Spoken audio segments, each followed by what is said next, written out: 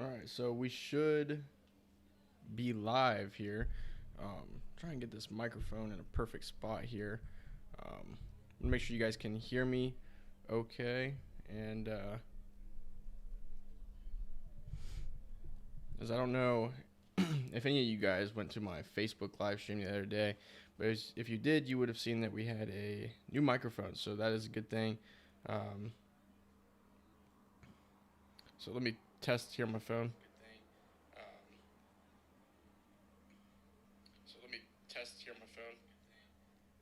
Yeah, so I think that here on this live stream, I think we'll be good with the audio here. Just got to make sure that I'm talking into this mic because if I don't talk into it the proper way, it can get like that right there. You probably didn't hear that very well.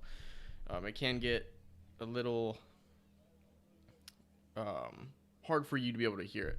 So just make sure that it's in the way. So I'm going to just run my mouth here for a couple of seconds here. I don't want to spend way too much time on this. I tend to do that. So I'm going to try and just talk through it here, see what happens. I don't want to spend way too much time on this. I tend to do that. Yeah, so I think we're good to go. So with that being said, here we are in the live stream here. I am going to go on to Facebook here.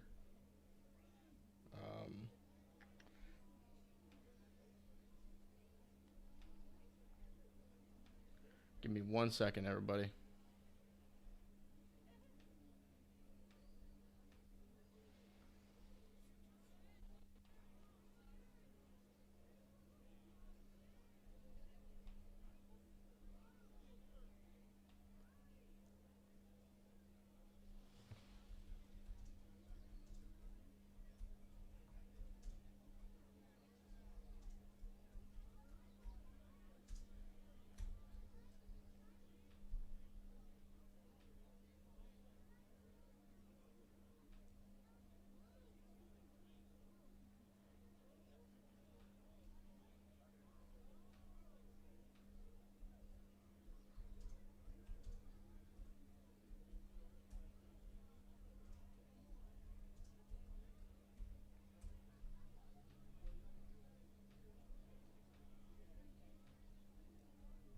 All right.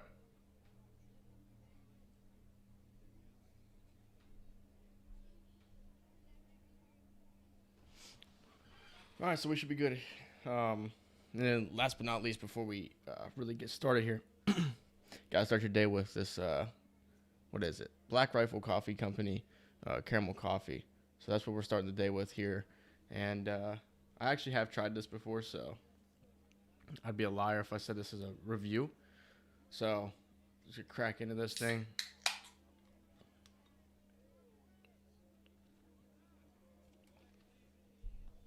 Get a boost of energy from that. Just making sure that the YouTube is tracking everything here. Should be. Looks like it's falling behind. Making sure that the yeah, we're good to go. So now we can finally get started here. What we are doing here is, if you couldn't tell, okay, we're getting the thumbnail for this live stream, and we're using Marco Bautista, our former first-round draft pick.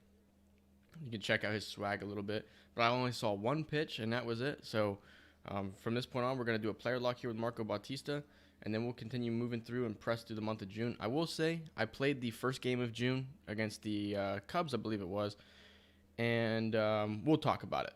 So, but first, let's do this player lock here with Marco Bautista. He's got that 73 contact. The vision is going up.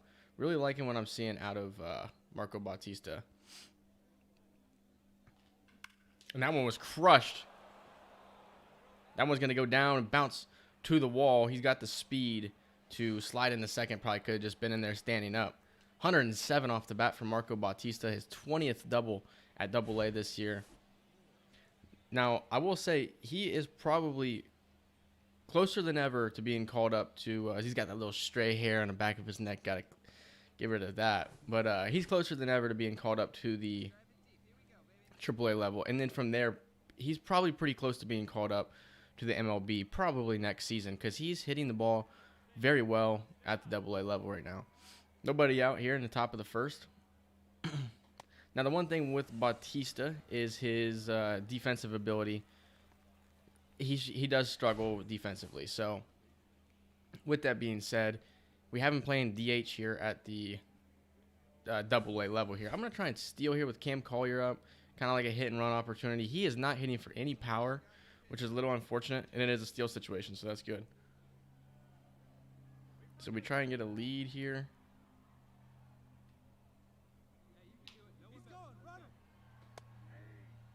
And we're in there. I know you can hit like LB or L1 on the PlayStation. 14th stolen bases as well for Bautista.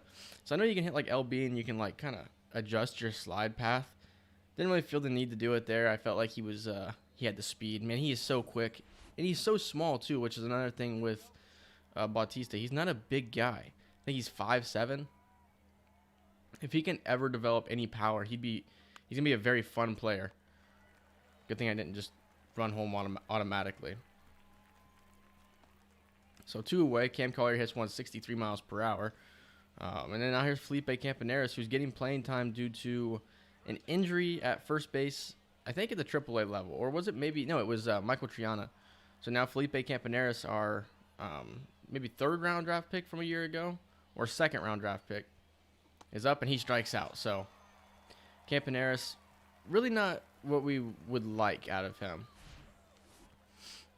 So we get 1 hit, and it was Bautista who got it. I don't know if you guys remember last live stream. I think that I told you guys that I had to run. And here's Richie Ott. Before I say anything else, Richie Ott is our oldest of our draft picks, and he is pitching really well. I think he's 22 years old. He is very, very close to being called up to the MLB level. Probably next season, because we're at a position where like we have a lot of injuries to our pitchers, and I really can't trust these other starting pitchers that we have. So we may have to make a move. I don't even see where that last pitch that he hit was at, because it's not even in the strike zone. Interesting. All right, so here's Marco Bautista. Second at bat, and he takes the fastball and just fouls it off. I'll tell you one thing. Where I am located in the world, it is very hot. And 1 second. It is very hot. And they do not believe in air conditioning. So I can tell you I do not live in America. I'm American, but I do not live in America. It is very hot, and they do not believe in air conditioning, so it is very hot in this room.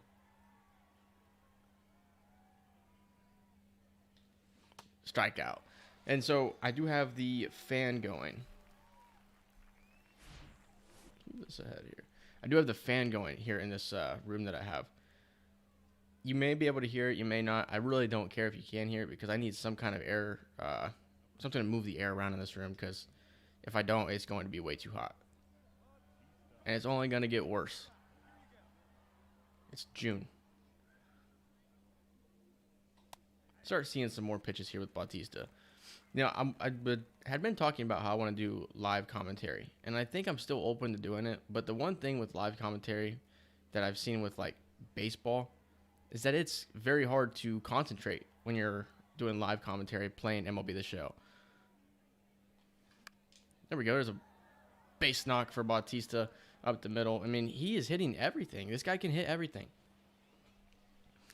Going in with that Black Rifle Coffee Company. I'm not sponsored, but if Black Rifle Coffee Company wants to sponsor a 69 subscriber channel, they know where to find me.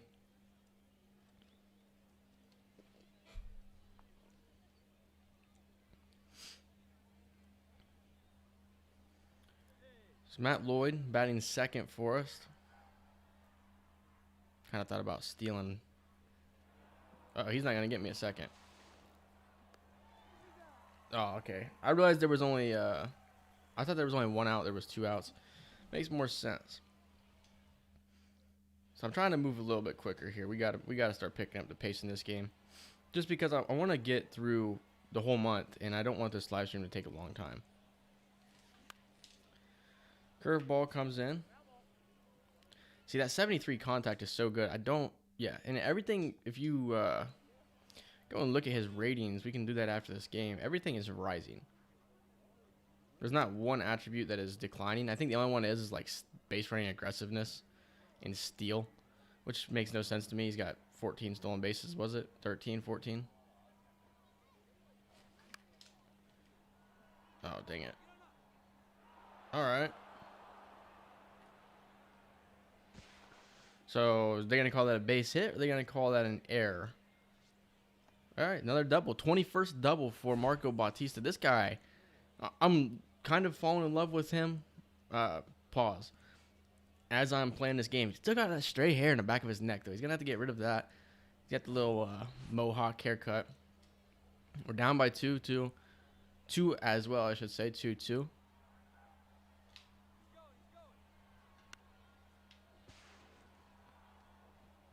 All right. And he's safe. His runner's on the corner with nobody out.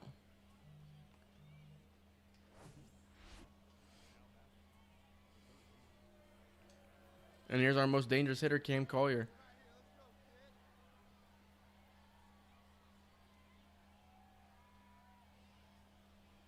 And he strikes out. 0 for 4 day for Cam Collier. Here's Felipe Campaneris. He's also 0 for 3. I felt like when we drafted him, he was like a type of guy that had Yankee written all over him. Just kind of reminds me. And he's from New York as well. Got the big old thunder thighs as well. As he hits this one to left, we're going to definitely test that throw. We're not going to hesitate on that one. We got to get the run across. And we do lose to the Braves double A squad, which they got the same exact uniforms. There's no authenticity here in the Atlanta Braves farm system. I think, what is it, the Mississippi Braves? 3 for 4 day, though, for Marco Bautista with 2 doubles. I mean, I'm impressed with him. And then Richie Ott takes the loss. He didn't have 1 earned run. He had 0 earned runs. He must have had a run that wasn't earned. 2 errors for us. Let's see who was actually responsible for those 2 errors. Okay, Richie Ott was responsible for 1 of them. All right. So let's get out of here. Kind of wasted a little bit of time here in the beginning of the stream. And then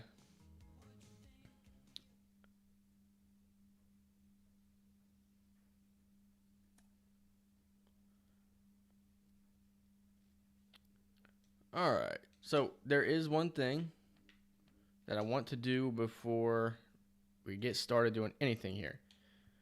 I want to talk about the game that I played here against the Cubs, in which we won 5-3. Jake Fraley had a hit. We had him batting leadoff for us. Jonathan India with 3 hits, 2 hits for Jesse Winker. We had 2 home runs for Jonathan India and a home run for Jesse Winker. Double for Pender and Urshela.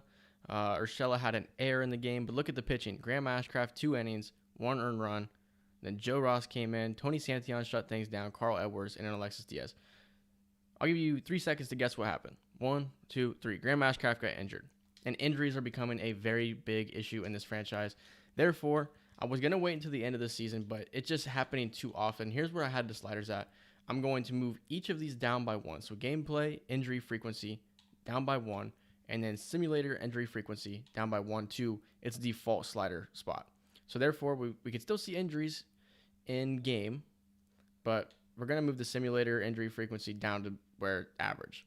So let's go ahead and confirm these sliders, and we will save them as well. Just because it's becoming too big of a problem. It feels like every time I play a game, somebody gets injured, and I don't want that to happen anymore. We're going to look at scouting real quick. I just wanted to show you what we got set up, what we got going on here, but we're going to talk more about it as we continue going on. I know you guys didn't see this week's scouting session, but you'll see the next week's. Last thing that I wanted to do here is go over here to right field and send Nick Plummer down to the AAA squad and call up Will Benson, who just had the walk-off home run a couple of days ago in real life. And I think it's time to get Nick Plummer down to the AAA level. You can see he was batting 167. If he was batting anything like he was last year, he would definitely be staying up at the big league level.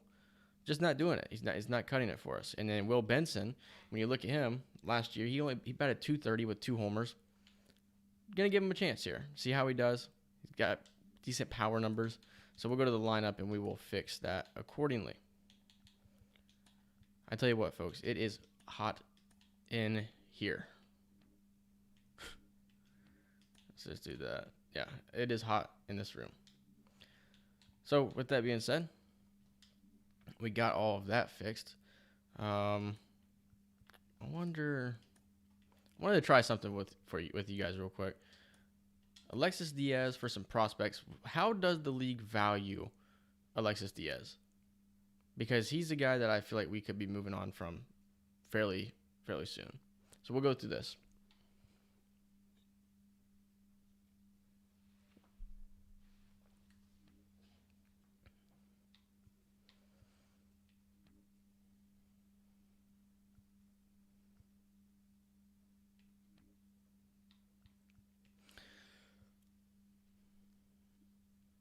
So what it looks like is that teams would be interested in giving up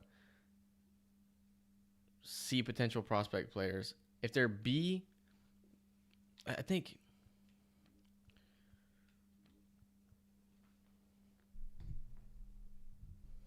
Aldo Montez. So there are some. So here's Esteury Ruiz, 25-year-old B prospect guy, but I would not trade with the Athletics. Just would not happen.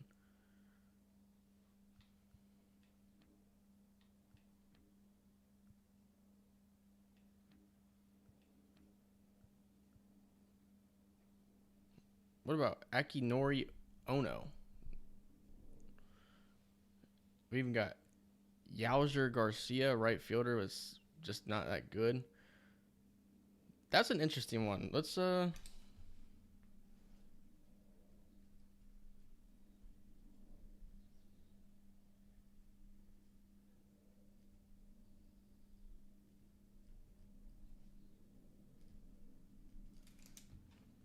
check them out.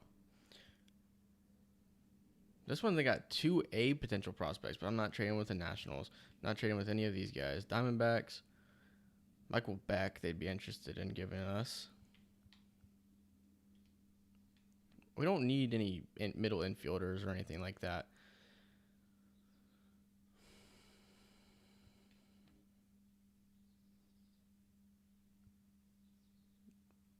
Dodgers would be interested in giving us first base prospect Brandon Lewis. Will Wilson.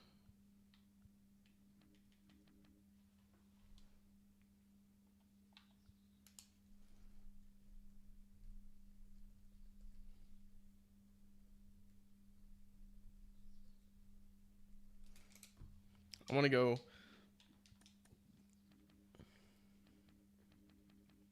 look at these guys and see. So here's Akinori Ono. He's from Japan. He's a left-handed pitcher. I mean, he could be like the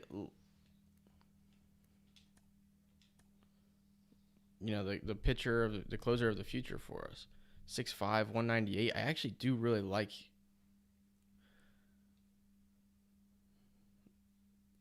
I like the K per 9 is very high at 73.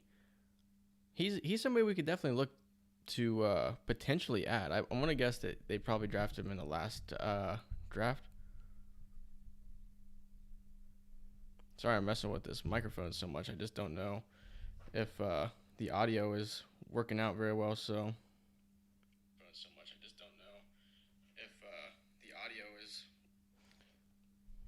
I think the audio is good. But I can tell you that this boom arm that I have is ready to snap. This came with the microphone. Let's go to the Dodgers real quick. I'm wasting a lot of time here. And let's check out their first baseman, Brandon Lewis. Okay.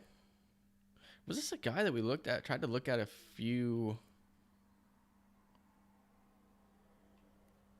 At 25 years old, I mean, you kind of got to wonder.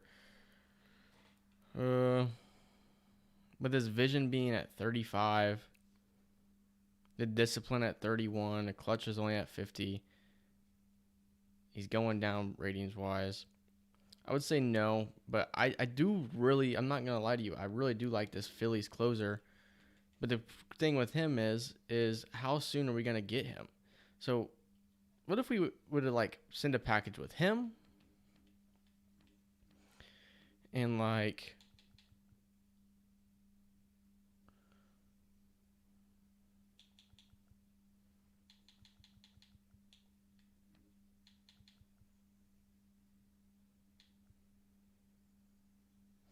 I mean, that's what they're trying to give us. But I think we could do something more like this right here. Gabriel Rincones Jr., 23-year-old.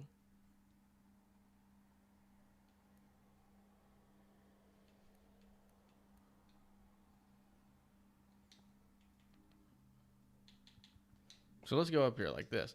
I'm not going to make the trade now.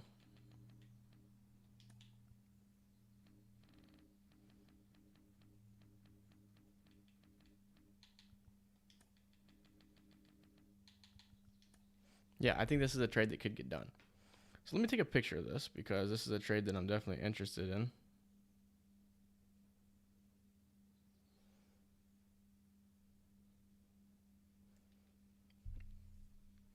The thing is, do we really want to? Would we really want to get rid of Alexis Diaz?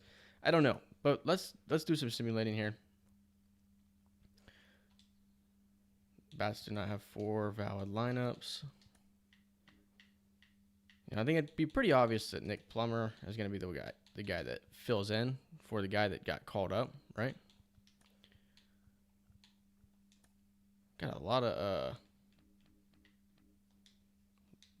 bench guys. It feels like at AAA level. So we lose this one to the Cubs, 4-5. Okay.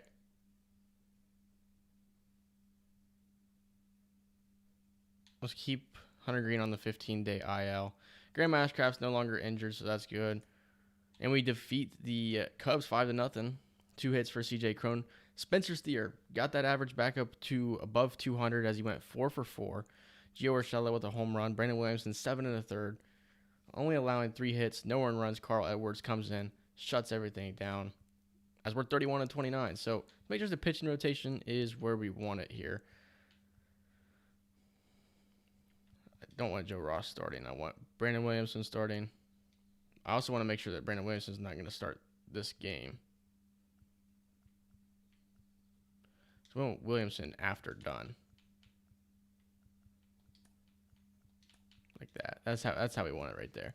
And this lineup, I mean, this pitching rotation is not good. That's why I think that a guy like Richie Ott could be getting called up very soon.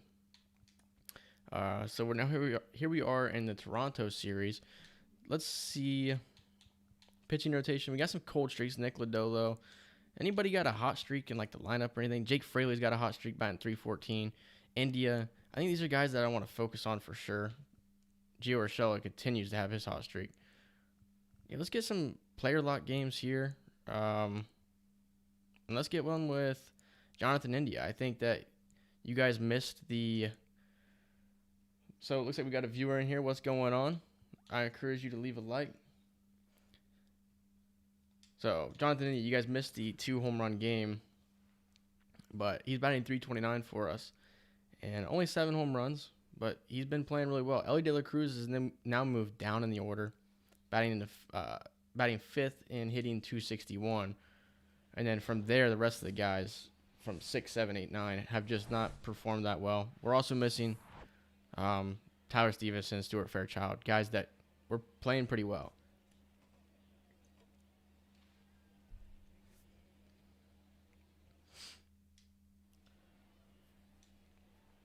So we'll be playing second here with Jonathan India.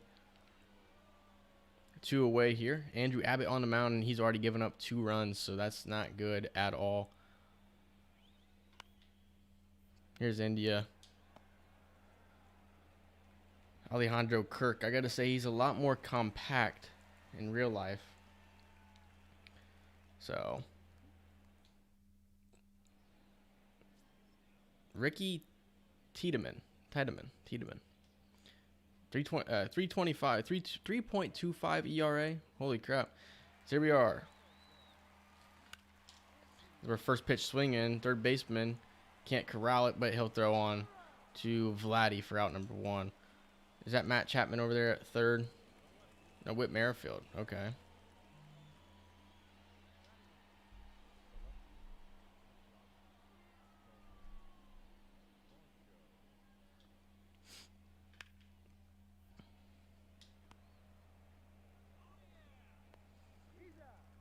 All right, there we go.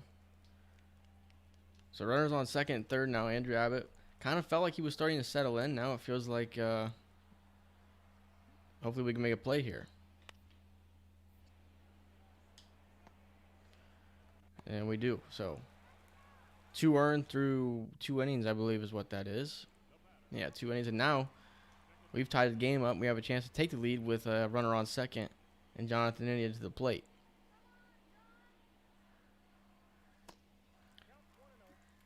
Change up in there. India with the second highest batting average on the team.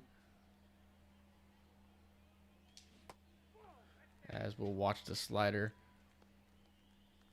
The one viewer that we have in here, where are you watching from? Leave it in the comments. I want to find out where you guys are at watching this. Dang it, man. Just late on it. Like I said, I think doing like live playing, and with a new microphone, it feels like it's kind of in my way. So it is kind of like everything's kind of a distraction. So, all right, here we are. Runners on first and second. Tiedemann is still in.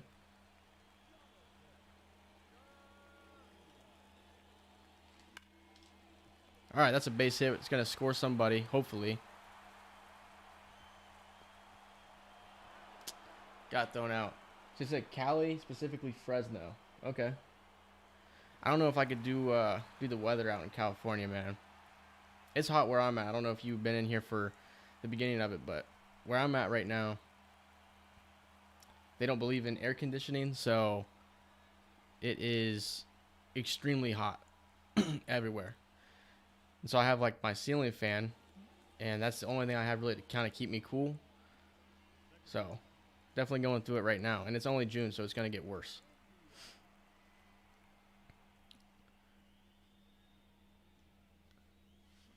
As Kenta Maeda comes in for the Toronto Blue Jays.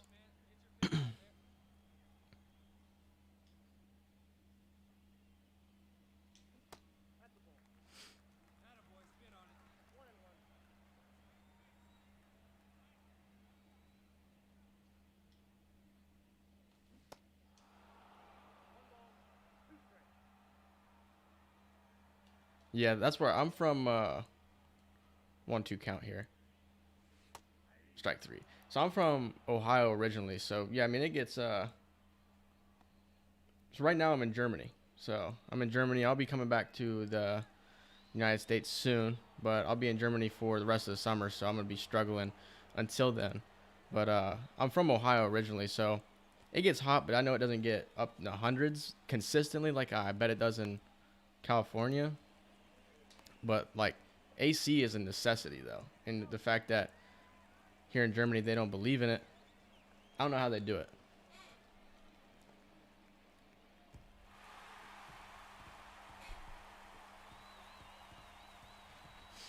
As we pick up the win here,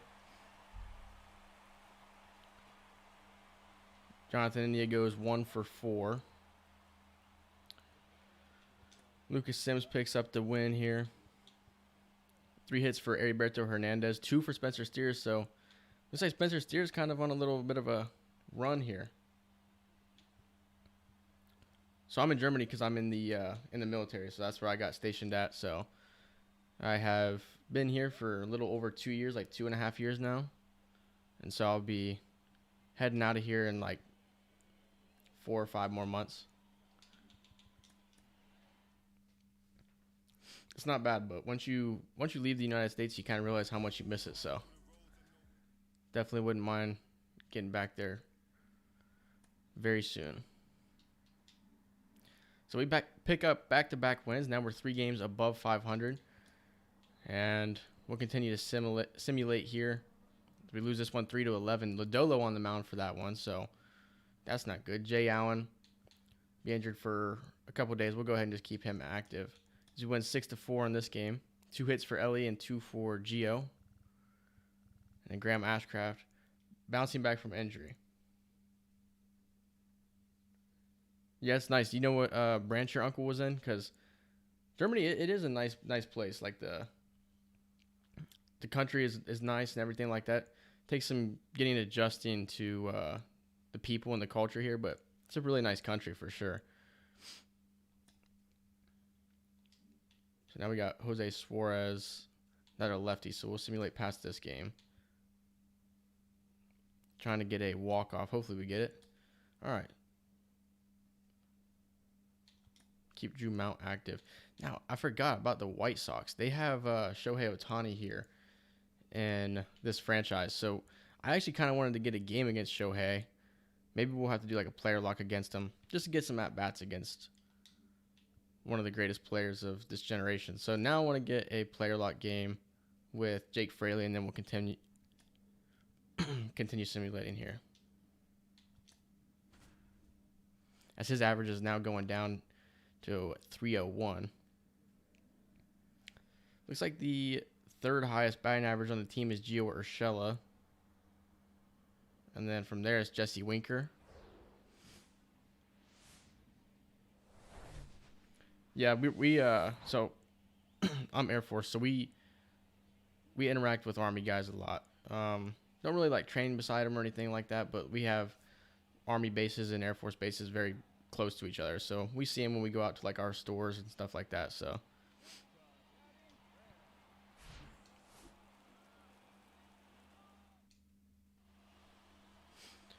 all right, so Williamson's on the mound here. Fraley batting 301, like I said. Seeing that average kind of decline a little bit. Crazy thing about Jake Fraley is that when we first started the second season here, he was the player that took the very longest to get his first hit on the year. Now he's one of our best hitters. Definitely has improved. And, you know, I'm going to... Who's wearing number 27 right now? Because I did not notice this at all. We're going to have to change this because the one thing that I don't like about MLB The Show is you give guys preferred numbers. So if you go into like a player's like information, you edit them. They have a preferred number, something that they would prefer. If Jake Fraley and somebody else both prefer the number 27, and even though Jake Fraley has been there longer, if the other player has a higher overall and comes to Cincinnati, he'll take Jake Fraley's number. That's the one thing I don't like about MLB The Show is like preferred numbers are cool and everything, but it makes it a little frustrating because Jake Fraley wouldn't change his number unless the guy that was coming in to replace him was a superstar.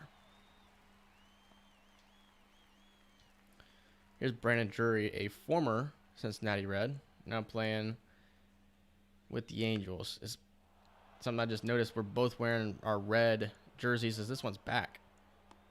I couldn't even see the little baseball to try and get underneath of it.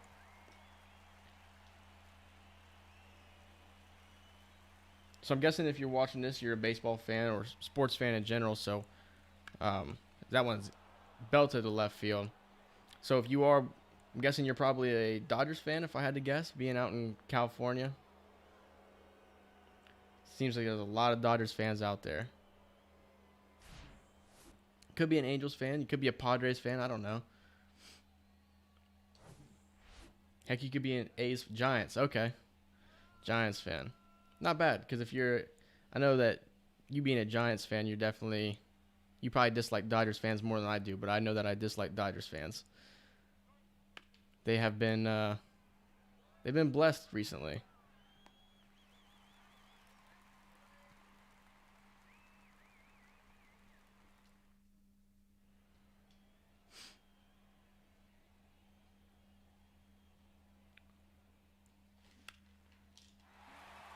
That one's hit deep to right field.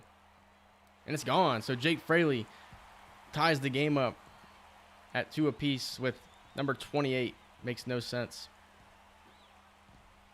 His 12th home run on the year. That one went 342. Just got over. Yeah, I mean, I don't think you can really count the COVID year, can you? I mean, you played like 60 regular season games, then you're playing the World Series in front of literally almost 0 fans at the stadium. So, yeah, I agree with you. Wins really don't mean anything. Because like that's the thing is all it takes is the team that you play in the playoffs to be playing their best baseball. It don't matter what your regular season record was. If they're playing good and they're on fire, they're going to beat you.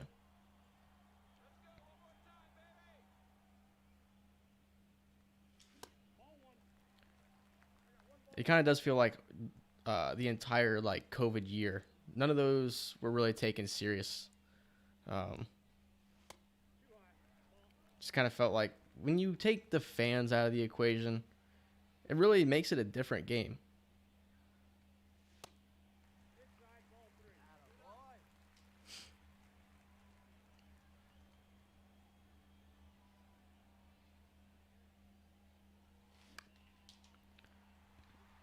Oh, I thought that one was going to get through. So Rendon playing at second.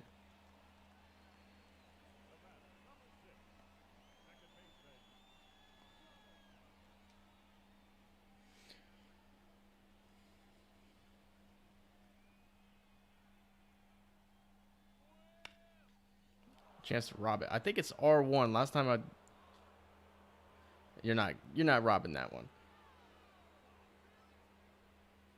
Yeah, it definitely does throw everything off. I mean, everybody's playing the same game at the same time, so, you know, it's not like when the Dodgers beat the Rays. It's not like the Rays were playing at the Dodger Stadium and there was fans and stuff and it was louder there. I mean, everybody was going through the same thing at the same time, so, like, it really just does come down to just playing baseball against each other or playing basketball against each other. But, yeah, when you take fans out of it, it does throw everything off. It just feels weird.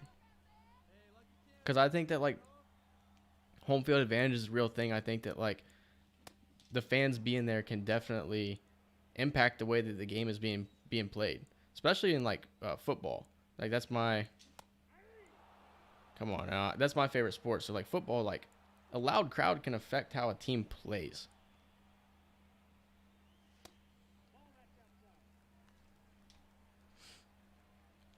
You see Jake Fraley's numbers here improving as well. I think that contact used to be in the 60s. Now it's up to 71. As it looks like we'll have another 1-for-4 performance here.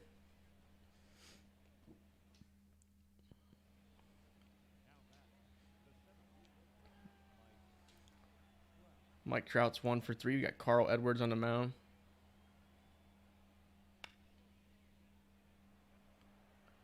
Fraley camps underneath of it for out number 3.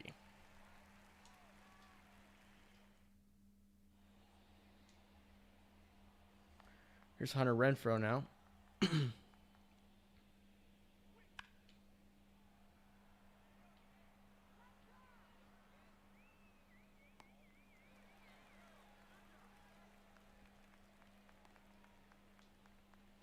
All right, so we're going to get another at-bat with Fraley. And got a runner on second. 7-4 here, bottom of the ninth. This is ball 1.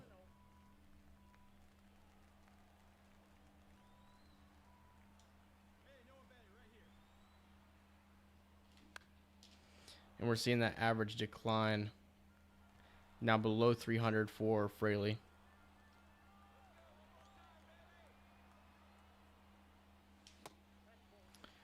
Sometimes I feel like in this game when you check swing and it's in a strike zone, when you check swing, you kind of initiate, you make the game believe it was a ball, if that makes any sense.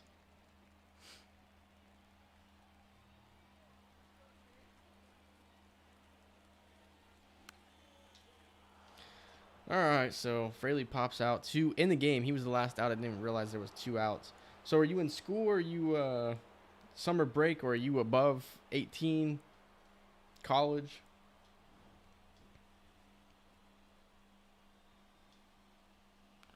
One for 5 day for Fraley. Had a home run, though, 2 RBIs. That'll get the ISO to go up.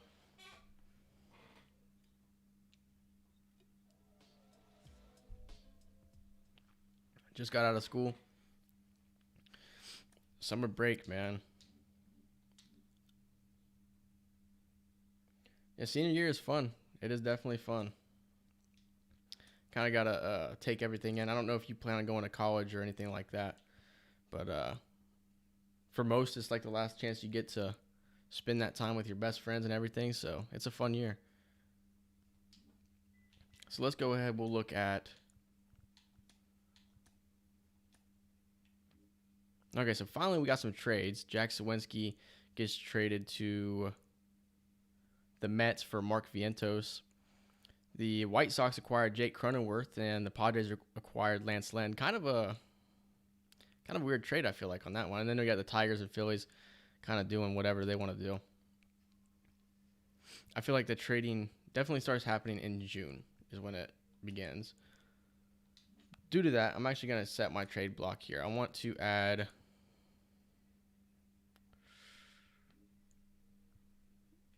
Alexis Diaz. We'll add CJ Crone. We'll see what kind of offers we could potentially get from him. Do we add Gio? Because, I mean, he's been playing so well. I don't know. I'm not adding Gio. I will add Noelvi Marte, though. I will add Randall Grichuk.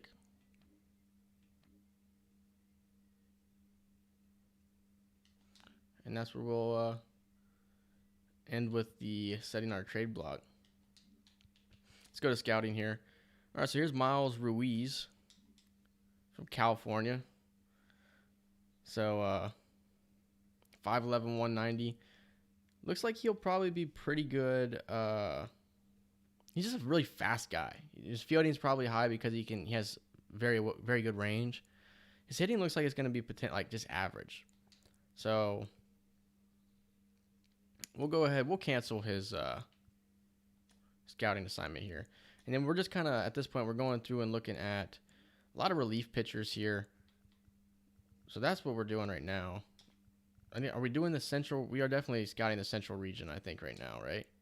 Yeah. So we'll continue to scout the central region. I want to go and I want to look at like Canada. We got a guy from Canada here, Robert Ritchie.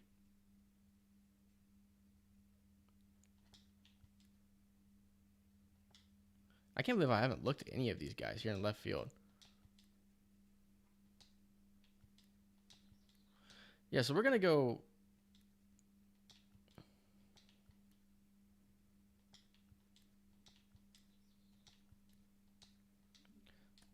scout position, left field, international. That's what we're going to go with. So we're doing very broad scouting at this point. Even though Marco Bautista was a left fielder, we can always move guys around. So we're going to scout these relief pitchers here, and then left fielder, international. One thing I wanted to do. So we're not going to get to the next one yet. So left field, international. Just let me write that down.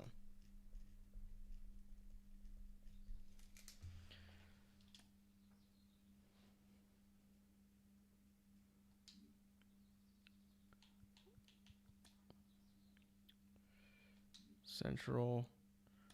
Let's do this real quick.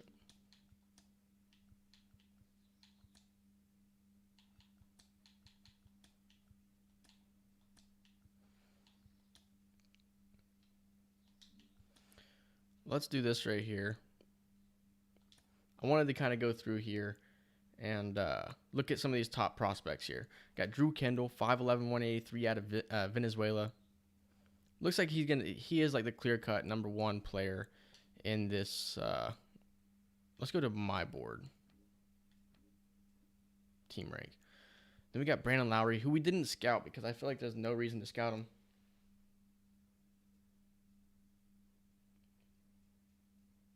I wonder what video I commented on Mr. Hurricanes, because Mr. Hurricane is easily my favorite YouTuber. I started watching Mr. Hurricane back when he had his original UTSA dynasty on NCAA 13. And I loved it. I ate it up. So I watched it all the time. And then pretty much ever since I began watching him, like after the Minnesota dynasty, so he did the Minnesota dynasty, and then from there it would have been like Madden. Actually, I don't even remember when he ended the Minnesota dynasty. But let me look at his main page here, because it was when he did the Chargers franchise. Which Madden was that?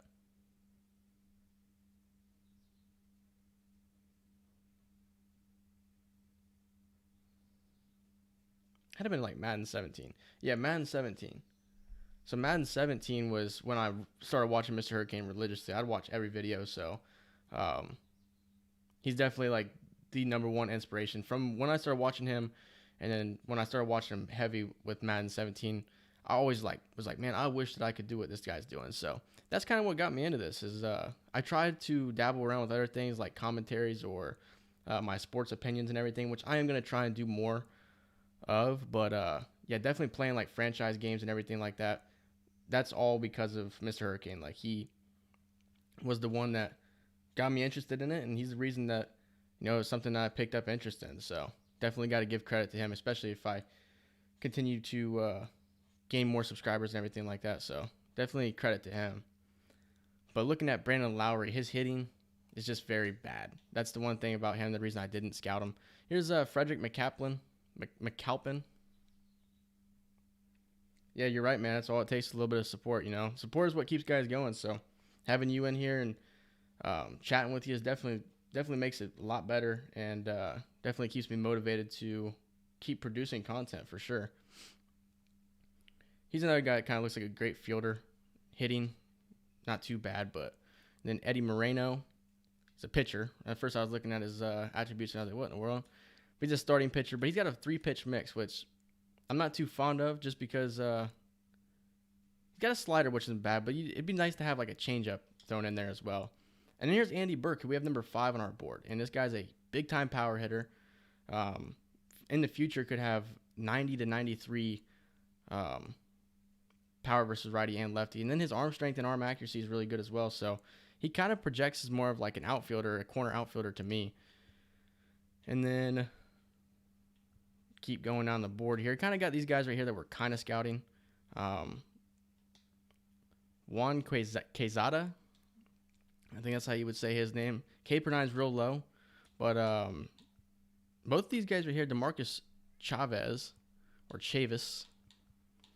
are guys who are really high on our board.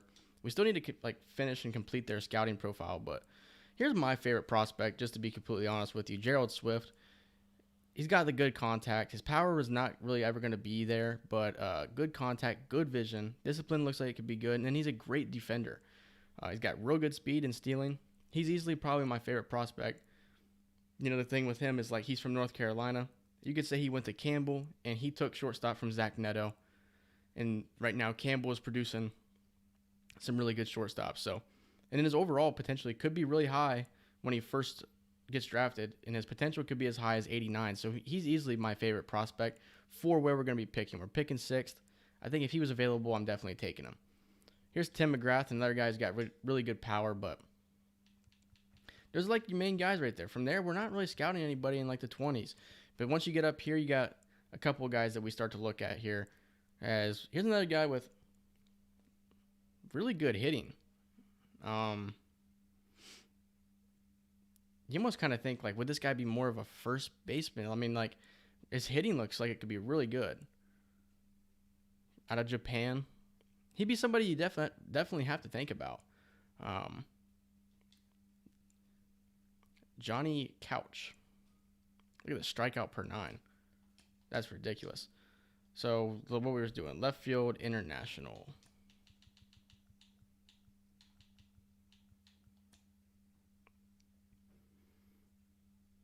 So we'll do that. And then we'll continue to simulate until we get to, I think it's this game right here, Justin Dunn against the Brewers. We're going to get into our City Connect uniforms as well. So do you play MLB The Show as well? I know you said you can't get enough of the MLB franchises, but I'm guessing you probably play yourself as well, right? So we lose that one 6-10. Now we have a 2-game series here against the Kansas City Royals. Win game 1. And then CJ Cron has 2 homers going for number 3. I don't think he got it, but we sweep the Royals. 3 hits for Cron, 2 for Steer, 2 for Senzel. Heriberto Hernandez with a home run. Good game out of Graham Ashcraft.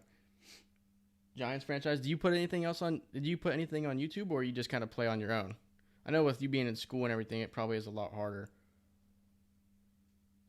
Yeah, that, and speaking of Mr. Hurricane as well, because he had the franchise on, was it 21, the show 21 with the Rockies? I'm sure you've watched it. And being in the NL West is tough, because you got the Dodgers and Padres who are just light years ahead of everybody else. But in real life, though, the Diamondbacks are playing really well, so that was interesting to kind of see this year. Diamondbacks performing so well. All right, so now we're into the game that we want to play, and we're going to be going up against Brandon Woodruff, so that's not going to be very fun. Let's see if there was any more trades. No more trades, but let's see if there's any waiver. Nothing. All right, so let's get into this game right here. We'll play this one against the Milwaukee Brewers. We'll play the full game.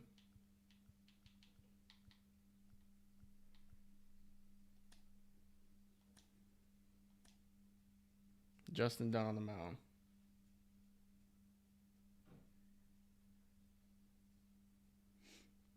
Yeah, I think the NL West, like, that's a tough division to play in, and a tough division to win in, especially because, like, I don't know. Yeah, they were available. I mean, they're older guys. Like C.J. Cron is 34, and then Gio Urshela 32. I mean, they're older guys, but they're guys that can like help a team who. I don't know how the Giants farm system looks, but like, when you can have these older guys play like 1 to 2 years as you wait for your young prospects to finally get called up. When they're ready to be called up, C.J. Cron, Gio Urshela will be about ready to retire. So that was my thought process behind signing these two guys. So. Is there any moves, anybody that I want to sign? I mean, anybody I want to put in the lineup? I'm going to say no, and let's just go right into this game here against the Brewers, who almost have an identical record as us. We have one more win than them. They have Christian Yelich batting leadoff. As he's putting up a 306 average this year. Maybe he's back to his peak form.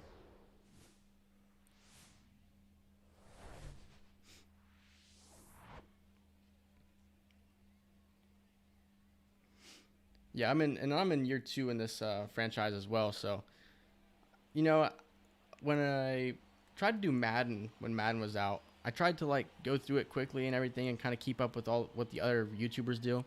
But with this franchise, I was like, I just want to slow it down, kind of do it when I have the time to do it because I'm busy a lot. I don't really have a lot of time to do it. That's why I like doing live streams because it allows me to get more gameplay in. And not have to spend the extra hour and a half editing as well. And sorry if you can hear the cars outside. I've got the window trying to get a little bit of a breeze in here.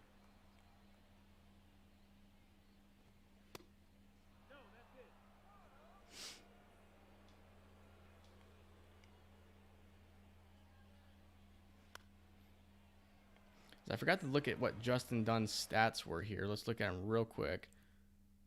So he's got that 3.5 ERA, 1.46 WHIP. I know this you probably can't see, the WAR. Let me see. Okay, you can see the WAR. So yeah, 0.2 WAR. His FIP is a 4.94. You can't see that though. He hasn't been playing too bad. 28 earned runs though, but he has far more innings pitched this season. As he continues to probably get more playing time as the years go on as he's been in Cincinnati.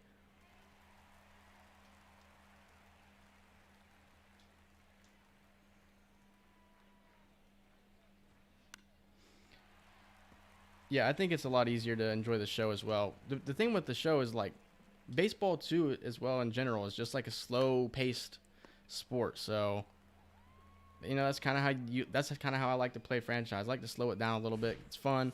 Kind of wait for your prospects to get caught up. And then another thing as well with the show versus Madden is the show's gameplay to me is just so much more smooth. And if you do run into issues, it's very rare, and it's not really ever that big of a deal. With Madden, I mean, the issues that have been in Madden that were in this past Madden have been in Madden for years, and they just like can't remove them. Like just this all kinds of stuff. I know like a lot of guys that played Madden, like the content creators, lost their franchises because of that whole ordeal where you would lose your save and the gameplay just. I really don't enjoy Madden too much. And the crazy thing is I want to do another Madden franchise when it comes out, but it's a hard game to really respect. Yeah, it is. So it is difficult, especially because like you watch Mr. Hurricane probably play the Titans franchise. Like the interceptions, a lot of them aren't really even on him. It's just the game is just the cornerbacks are so much more aggressive going for the balls than the receivers are. It's a game that's broken. So I have a video on my YouTube channel. It's the I did a Lions franchise where I played just one single year with them. Um, it was like the NFC divisional game against the Eagles, and that game drove me insane because I won the game, and I'm on all Madden. I try not to mess with sliders because it's just very frustrating to kind of mess with sliders all the time, because Benson's not going to get there. So yeah, I don't have the time to like test gameplay and adjust my sliders accordingly. So I just kind of wanted to put it on all Madden and play him sliders at all 50. And Jalen Hurts in Madden is just terrible for whatever reason. It doesn't matter what kind of attributes you give him, what kind of traits you give him. He's just terrible. And without even trying, I beat them 82-14 in the NFC divisional without even trying to beat them that bad. It was just frustrating. I almost wanted to stop the series, and I was like, well, I got like 1, maybe 2 games left, so why would I stop it? I mean, I literally was like, pick a play, and I would set my controller down, and then Jalen Hurts would just throw a pick six. And so eventually I was like, this game is just terrible. It needs fixed. And so this year they're saying this is a make or break game for Madden, so I guess I will believe it when I see it. Go circle change here. Can't get him to chase. Oh, jeez. I thought that one was crushed.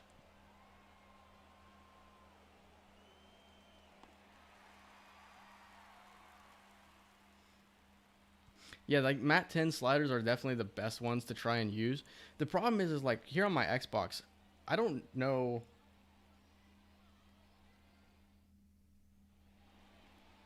Yeah. Yeah, on my Xbox, I don't know how to stop it from giving the update. Like, it won't let me open the game unless it does the update. So when Mat 10 has these sliders, they work really well on that specific patch. But then once there's an update, then the sliders no longer work because you're playing on the updated game. So it's a little frustrating for sure.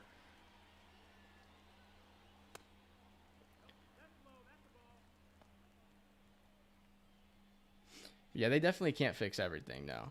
I mean, it's going to start with just like the basics. And I don't know if you saw the gameplay trailer, but then you could go into like the gridiron notes. And they did change some things with like franchise players and the franchise experience. So that was nice to see. I saw that they were going to add in like you could restructure contracts. There's 6 trade slots and everything now. And I think that they have definitely made it better with I think the scouting now is better than what it was. But even then, like, I think that it could still use a little bit of work. But my hope is that they just move in the right direction year after year. Because if they're... I'm used to my... Real quick, I'm used to my camera being up here. So I'm looking at the chat. I'm using my camera right here. But the camera's actually right here now. So... But, yeah, as long as they can show progress year after year, then that's all that, like, as a... like a video game fan that I can ask for. But if the game stays, you know, flat and they make these false promises, that's what frustrates a lot of people, is the false promises.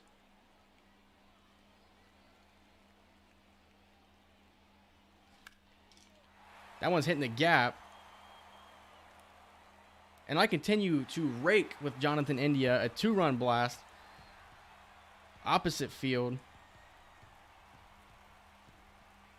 His 8th of the year. So leadoff walk for Jake Fraley, and then India goes yard. The last 2 full games I've played with this Red squad, I have 3 home runs with India.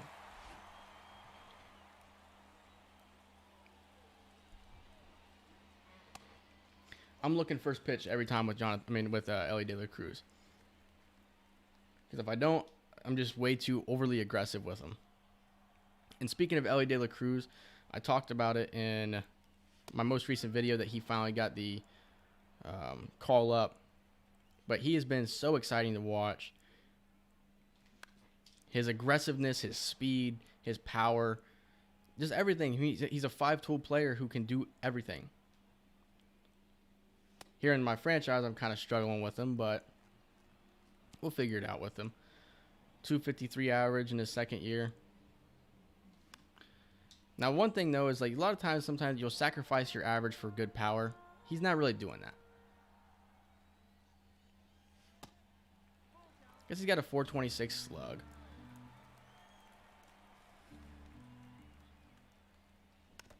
Staying alive, so maybe De La Cruz can walk here.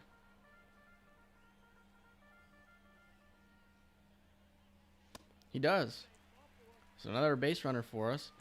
Now, one thing with De La Cruz is he's not getting the upgrades that I would hope for in this franchise. And with Brandon Woodruff, damn. Terrible. He's walked 2 hitters already, and here I am being overly aggressive with CJ Cron. That's my own fault. I think we got Gio up next, and then Heriberto Hernandez. Jesse Winker, Randall Grichuk, and then Will Benson batting 176. Man, we need to find that last outfielder. Randall Grichuk's not bad, but we need to find that last outfielder. I'm going. Another thing about this game, though, is they know when you're stealing. They know exactly when you're stealing. So now you got to kind of be cautious.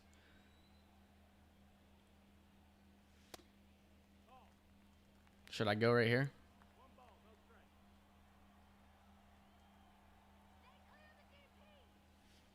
All right, I'm gonna steal on this pitch right here. You got 2-0 count. There's no way he's gonna pitch out. That's a third ball. And he's in there. Too easy. His speed is unbelievable. His 12th stolen base in the year.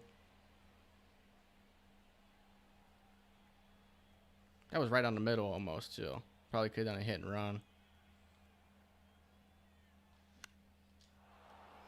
Definitely going to tag. I don't know who's in right. They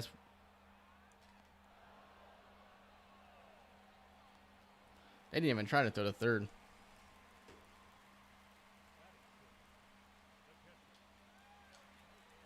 Tyrone Taylor out and right.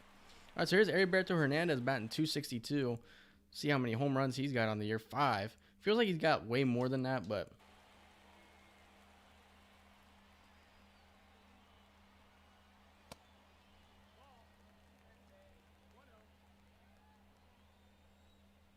you're talking about how the MLB is making the bigger bases and everything. I think that like it'll encourage more stolen bases for sure. Now I don't know how much bigger they are off the top of my head, but I think the biggest thing with them is I think that making the bases larger, specifically at first base, will gone. Heriberto Hernandez, I've loved playing with this guy. But I think that a bigger first base, more specifically, will eliminate injuries where, like, the first baseman gets his ankle stepped on. Because those have got to be one of the worst injuries to get just on that initial pain scale. So I couldn't imagine getting stepped on. So Hernandez goes yard. He's filling in for the injured Tyler Stevenson. And he's been really good. And ever since last season when we traded for him and he was down at AA, his power was just so fun. 2 home runs here in the bottom half of the first as Heriberto Hernandez gives us his 6th of the year. Here's Jesse Winker now batting 276. And that might bloop in for a base hit. It's going to.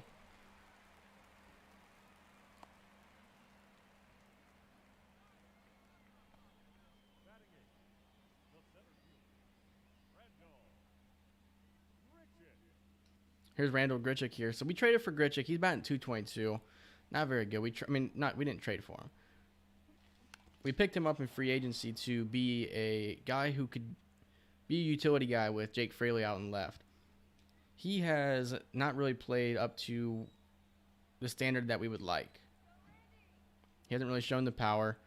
And now, due to the injury to Stuart Fairchild, he's been kind of forced to play that everyday center field role.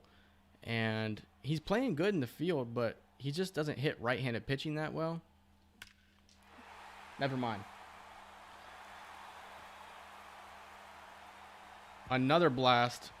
Another 2-run blast. His 8th on the year. Should I clip that one? I was just trash talking the man, and all of a sudden he smacks one to left field. 422 feet, 106 off the bat.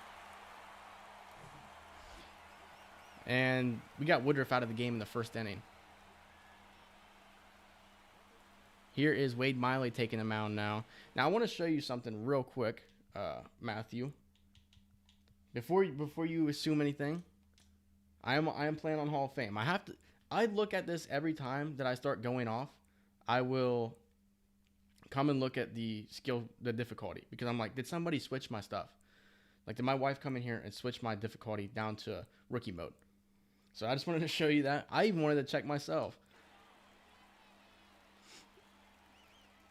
But that's the thing about MLB The Show, though, is that you'll have games where you're just on it, and then you'll have games where you just can't hit anything. And so this is one of those games where, 6-run first inning. I'm just on it, I guess. And I actually haven't played the game in 4 or 5 days now, so kind of feels nice to be on my stuff. Trying to bat around here now. Here's Will Benson, who hit the walk-off against the Dodgers a couple of days ago. He goes down the line, and it's caught. Is that Yelich? Yeah, Yelich out there on the left. But we put 9 to the plate, 6 runs, 4 hits. And I think from this point on, we can play with our eyes closed as long as Justin Dunn doesn't just explode on the mound.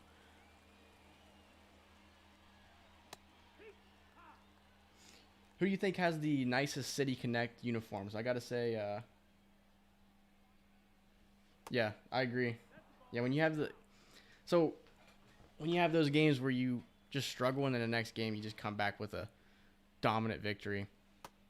So I remember when MLB The Show 20 came out, so that was the COVID year, and the Reds had made a bunch of additions to the squad. I got the game, and I started a franchise. Now, obviously, at this time, I wasn't on YouTube. I wasn't making YouTube videos. I was just playing for fun. But I was addicted to watching Mr. Hurricane.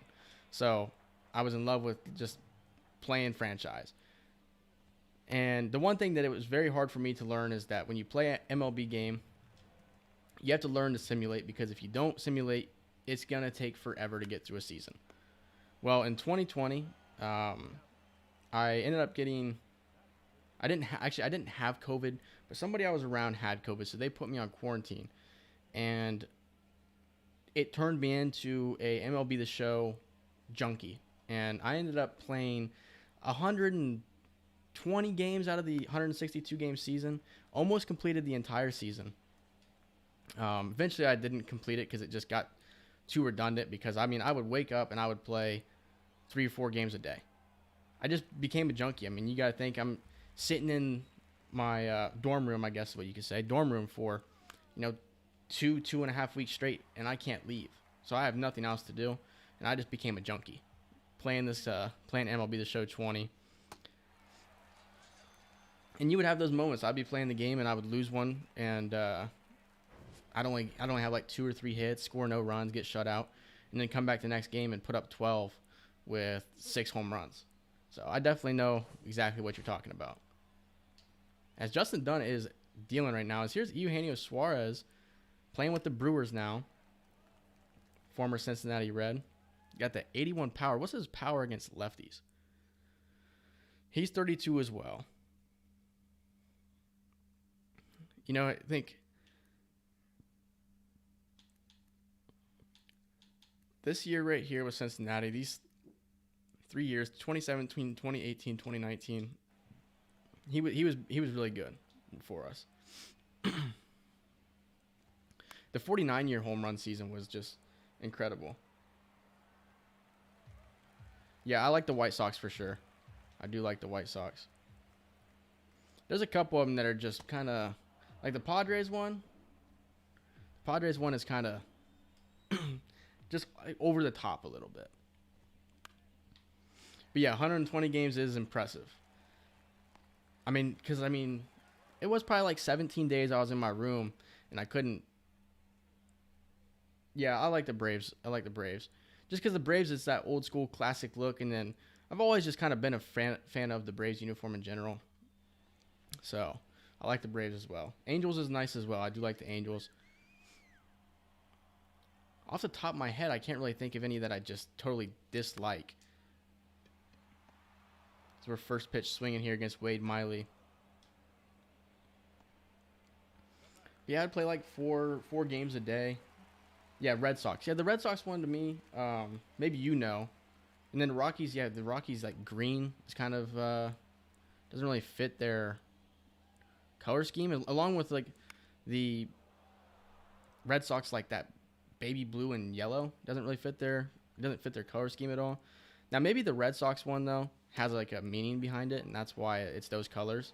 But I don't know the meaning behind it, so.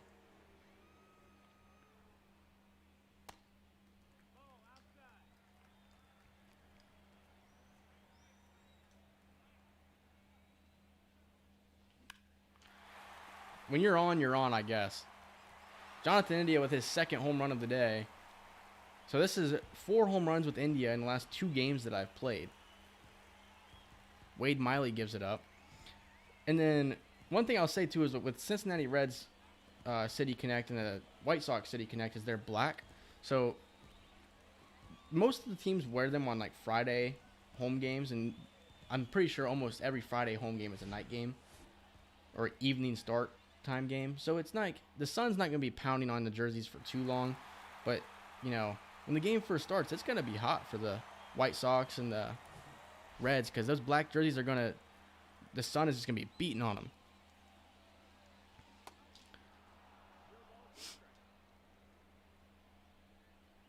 Here's Ellie De La Cruz now walked in his first AB. So what is that? Our 4th home run of the day.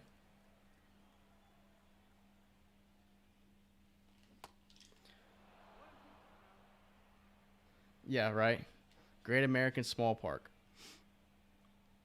That's why a lot of players can sign with the Reds and go off. You know, you can have a guy that really didn't show a lot of power in his career, and then he gets signed by the Reds and then comes to Cincinnati and hits 30 home runs in a year. And next thing you know, he wants to get signed a bunch of money. So, Great American Small Park is a nice place to be hitting. I mean, CJ Cron, what a lucky guy. I mean, he was playing in Colorado for a really long time.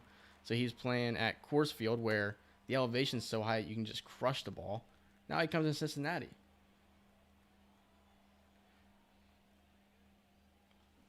I think that playing in San Francisco or going to a game in San Francisco would be so amazing. I don't think this one has enough to carry out. I think it does. This is getting ridiculous at this point. But yeah, I think going to a game in San Francisco to watch the Giants, that is one of the more beautiful stadiums to me, for sure. Them and then like PNC Park where the Pirates play, 2 very beautiful stadiums. Right there next to the water. I mean, Great American Ballpark's got the Ohio River out behind it in right field, but the Ohio River is not very nice. Let's put it that way.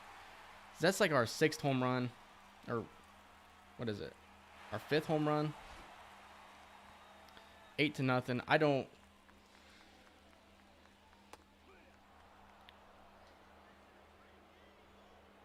I don't know that I can honestly play this entire 9-inning game here. I'm trying to go for another one.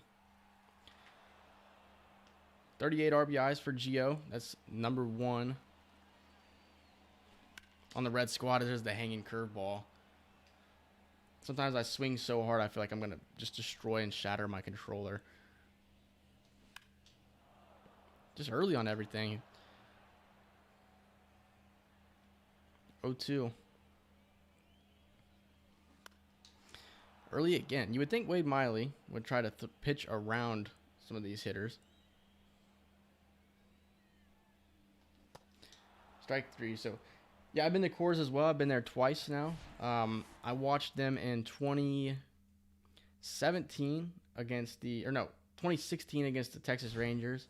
And then I watched them play the Giants, so your team, in 2018 2018, summer 2018.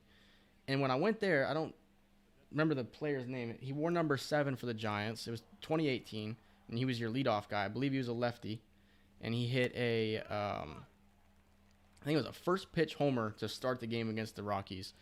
Very first pitch of the game, he hits a homer to right field. Don't remember his name. He was number 7. I think he was lefty. Played for the Giants.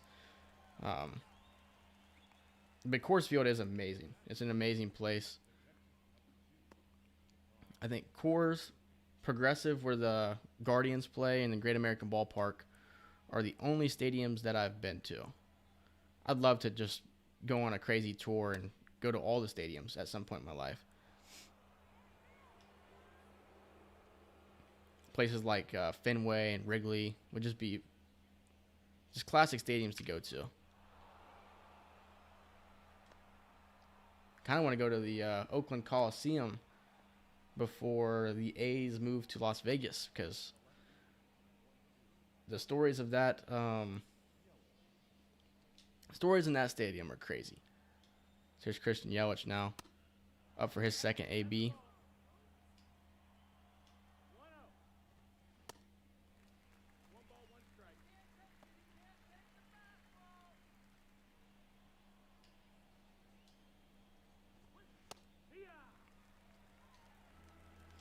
There's circle change. Strike 3. What a game. This might be the best that I've played to at least start a game. I don't know that I'm going to continue to be able to put up this many runs. This is one of the best starts I've had to a game. Maybe if we're winning by like 12 in the 9th inning, maybe I'll put in a Grichuk's really delayed getting there. I'll put in a position player in the 9th inning.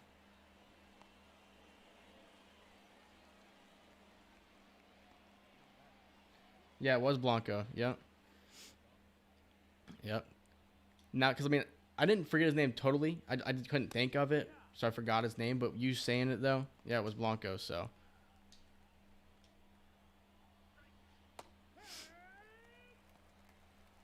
So what is the 2000 fan experience?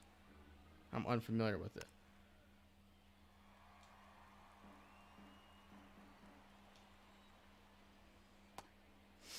Willie Adames.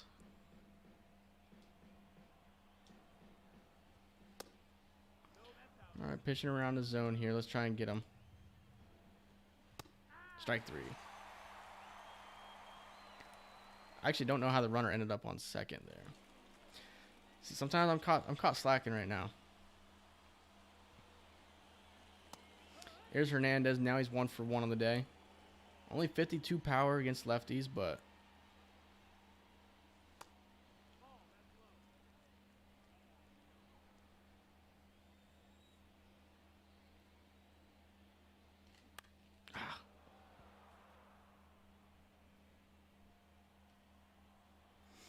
Are you talking about the Oakland Coliseum? Is that what you're talking about?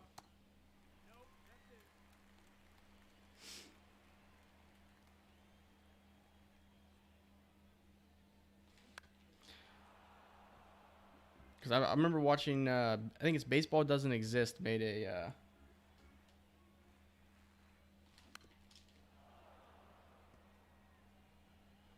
yeah, it's... I mean, so I believe that it was built to be... Did he just hit his second home run? Man, I'm telling you, Matthew, you've come to the live stream where I'm playing the best I think I've ever played.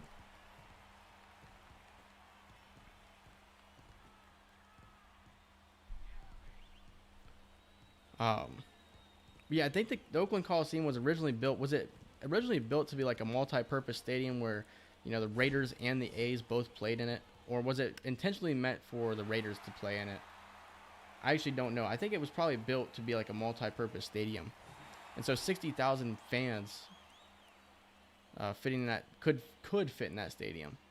But they just had like an attendance low of like 6,000 or something like that. They're like this year. Just a kind of real unfortunate for Oakland fans. every team you've had is leaving. I guess you got the Warriors. I mean, the Warriors, are they more? Are the Warriors, are they more of like, do they belong to San Francisco or do they belong to Oakland? Who claims the Golden State Warriors? So you said baseball first. Okay. Okay.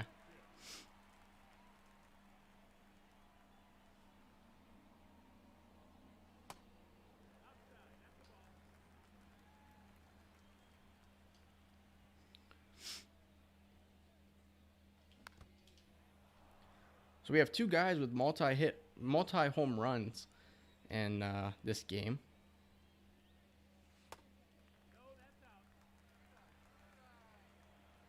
Okay. Yeah, I always thought the big wall in center field was kind of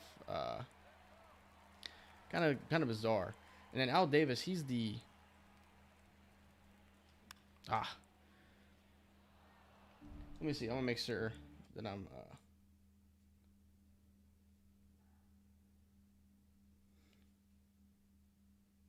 So Al Davis is the coach and executive.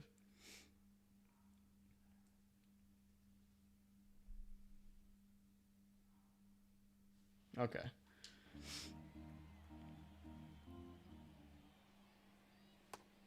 There's a walk for Grichuk.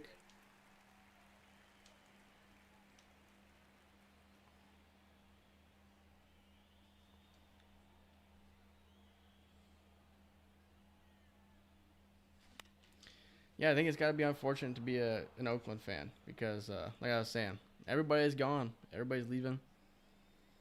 And I think that, like, the Raiders, more specifically the Raiders, I think. This could be a double play. Nope, ball's thrown away. Benson will move up to second. But, like, the Raiders fans, like, seem like some of the more, like, passionate, diehard fan bases out there. Like, those Oakland fans, they're diehard. And it is kind of unfortunate to see the fact that they're not going to have themselves a team. Well, the Raiders, obviously, the Oakland Raider fans don't have a team anymore with it being in Las Vegas. And then you're not going to have a baseball team anymore here soon.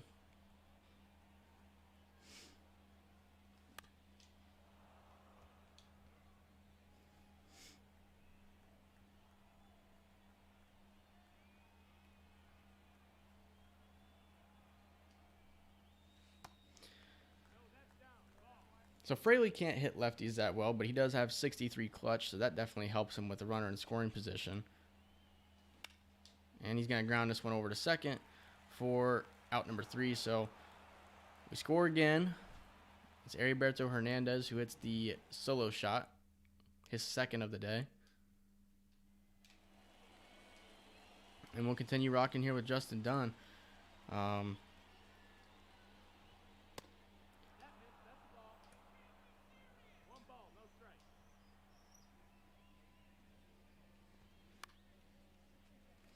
Rowdy Tellez, big time power hitter.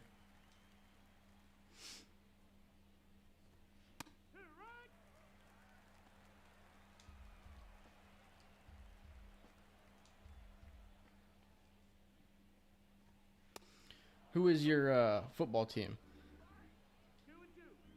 So you got your Giants, Giants in baseball.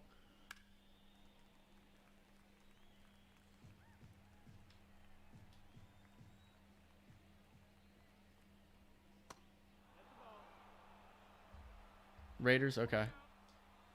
So how did you feel? How did you feel when they moved to Las Vegas a couple years ago? Were you disappointed? Were you kind of sad in it, or were you like, okay, I mean, this would be a fresh start for him. Maybe it gives him some new life, new energy. Strike 3.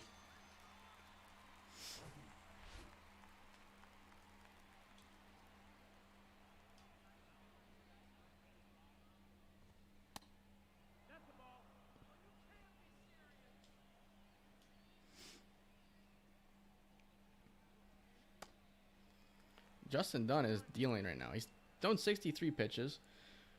So Colton Wong watches the high circle change.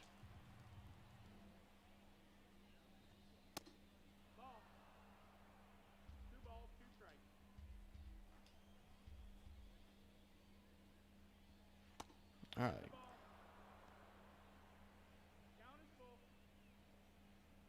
Yeah. I mean, you see, I mean, it got you. I'm not saying the stadium or the location single-handedly got you guys Devontae Adams, but you got Devontae Adams there now. And then he's the biggest free agent signing. But then you got guys like Josh Jacobs who maybe he sticks around Las Vegas now instead of being in Oakland. He had a good year last year. I mean, the one thing I think with you guys is you guys are gonna have is it Jimmy G you guys are gonna have at quarterback this year to start?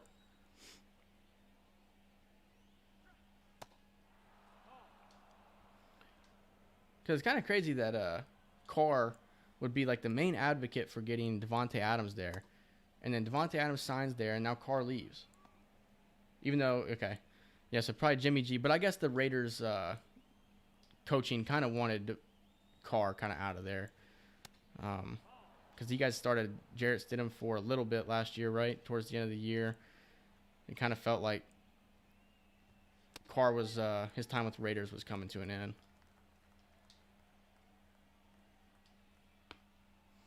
Here's Tyrone Taylor, 3-1 count. Ball 4, walked him.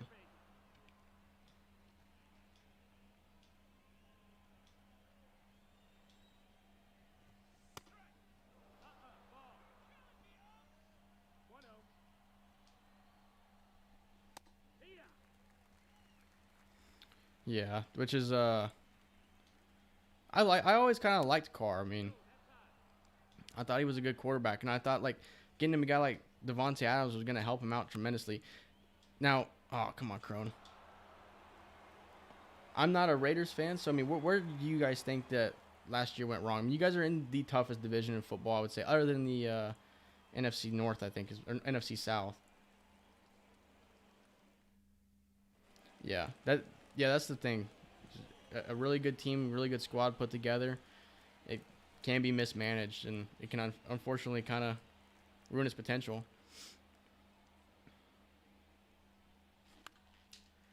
Trying to go for another home run with India. Defense and McDaniels. Yeah, I can see it. Now, I mean, like I said, I was saying earlier, I wanted to do a Madden franchise again this year, even though I was disappointed in the game last year. And one of the teams I'm thinking about doing a franchise with is the Raiders, because I feel like with the Raiders, you got a team right now that has some good key pieces, but it's kind of their future is kind of uncertain right now. I like their play to not get a quarterback in the draft this year. There we go, base knock for India. I mean for De La Cruz. Yeah, that's the worst. I mean, you got a motorcycle in the background, but you got to be able to close out games, and you know when you can't do that and you allow comebacks, that's a frustrating thing to see as a fan, for sure. Here's Crone to the plate. No, you guys got Tyree Wilson is who you guys got in the first round in the draft, correct?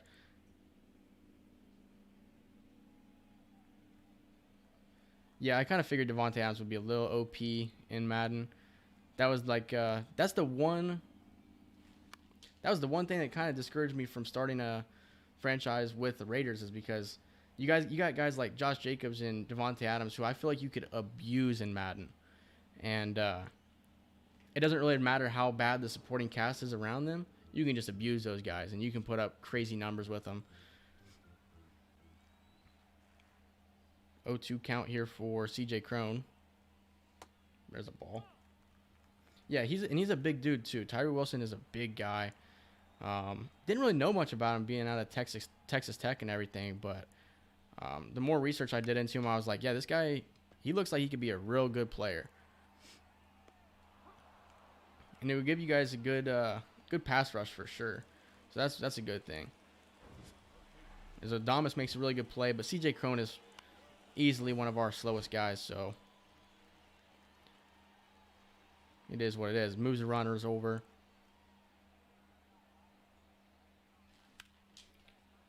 Oh, come on. Gio grounds out. And Hernandez is 2 for 2 with 2 homers.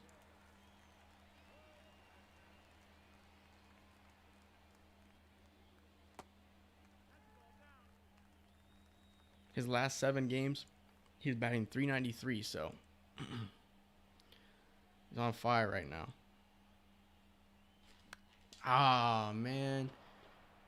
That's a bad pitch to chase. You got that outside cutter. Not really going to be able to do anything with it. It's going to go off the end of the bat.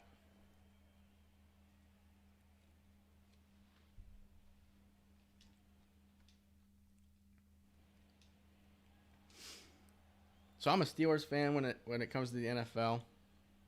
Always have been. And then I'm a Michigan fan in college. So college has always been the one that I love watching. I watch a lot of college football. Especially because Michigan just kind of gained its relevancy back recently. So here's De La Cruz looking at the range. Makes the play. So yeah, college is my favorite to watch. But the NFL is something I'm going to really pay attention to this year just because the Steelers will have Kenny Pickett coming into his 2nd year. And I believe that they can have themselves a really good year. So it'll be interesting to see for sure.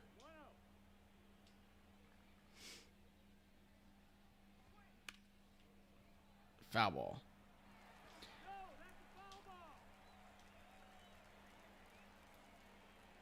Jordan Montgomery. That one is crushed. Tom Murphy, their 9-hitter, crushes one to left center. And the Brewers are not going to be shut out in this one. His 2nd home run.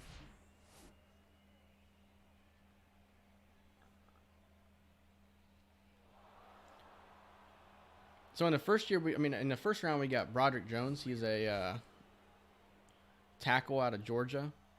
Big guy, real physical guy. He was projected as, oh, come on, Crone. India backs it up, and a double clutch. So Broderick Jones, he was probably the 3rd or 4th best tackle in the draft, and a lot of tackles kind of went early. And so that's who we got with our first pick, and then our 2nd pick, we turned around and got Joey Porter Jr. So if you're familiar with the original Joey Porter that used to play for Pittsburgh, we got his son from Penn State, and he'll play corner for us. Probably, I don't know if he'll project more as like a slot corner, like a nickel, or what, but he's a real physical corner. And then 3rd round, we got a couple guys. We got a nose tackle out of Wisconsin, who Keanu Benton is his name. And then we went and got the tight end from Georgia, Darnell Washington. He's a big dude. I don't know his exact height and weight. I can look it up here. Darnell Washington.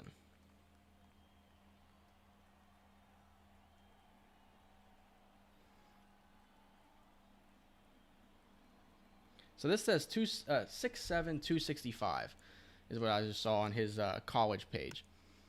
And so that's like offensive lineman, tight end hybrid. And then his combine was really good, so he ran really fast. I don't remember exactly what his 40 was, but he had a really good combine.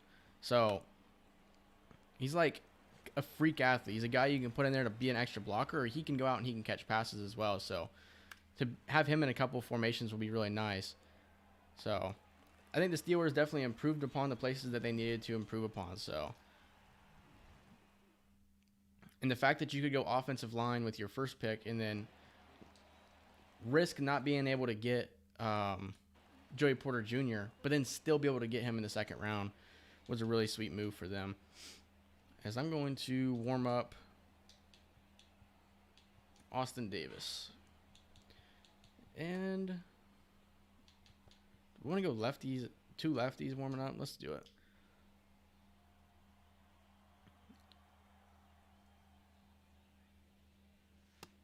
Probably take Justin Dunn out after this bottom of the 5th.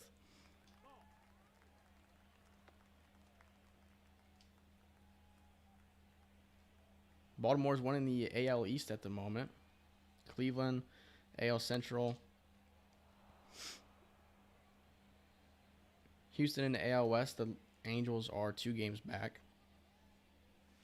And why does MLB The Show hate the Seattle Mariners this year? They just can't. They suck this year. I don't get why. They just do. Atlanta is only like half a game ahead of Philadelphia. And then we're 5 games back of the St. Louis Cardinals. Oh my gosh. How was I that late on a circle change? And then look at your Giants. They're only 5 games back of the Dodgers. So that's really good. And actually, they're right there in the wild card race. And now I'm way too early on the knuckle curve.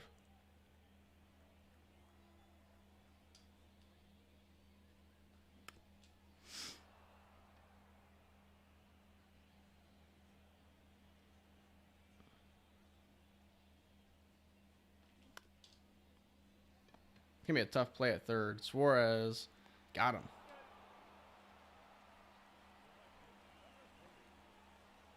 Yeah, I appreciate it, Matthew, man. That's it's real encouraging to have you in here. We can chat a little bit. And I know that since you're in the United States and everything, the time change is real weird for us. It's early in the morning for me here, and it's probably late at night for you. So that's the one thing that sucks is like I may try to adjust what time I go live, but appreciate you stopping by. Appreciate you checking out the stream, and I appreciate you supporting the content, man. And I appreciate your words of encouragement. So I'll let you get out of here, but appreciate you, man.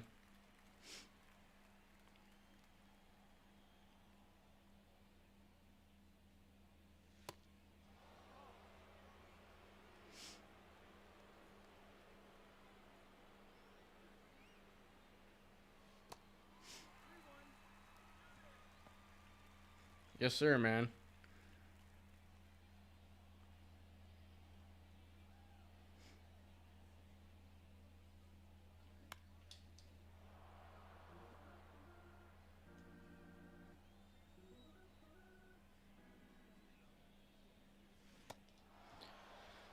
Will Benson.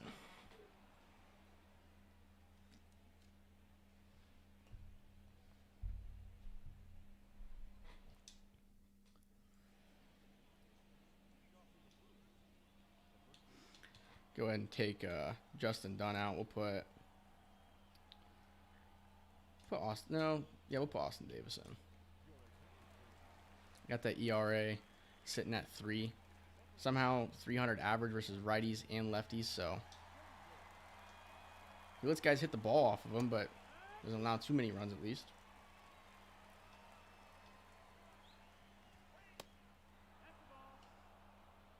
Did not allow a single run in spring training. Kind of struggled to start the year, and then now he's kind of settled in.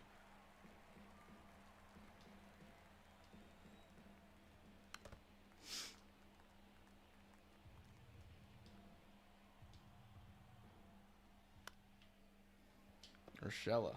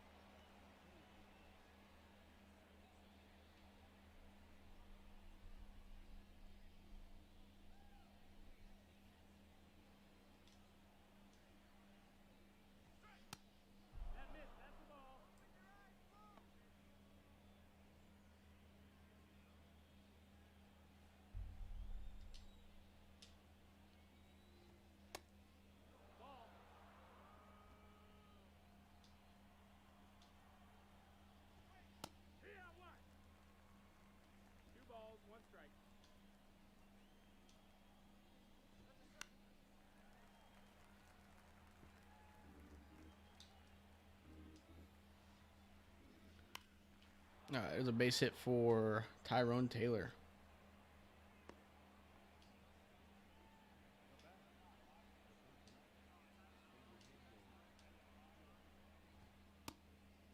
I don't know how you can get away with not calling that a strike right there. Growing over there makes the play, hopefully. That's it. Try and speed through the rest of this game here. Jake Fraley, 0 for 2. I think I might, if we haven't made serious progress by hour and 50-minute mark, then base knock for Fraley. Right back up the middle. Sends it back where it came from. And here's India. He's 3 for 3, and I am killing the ball with him right now.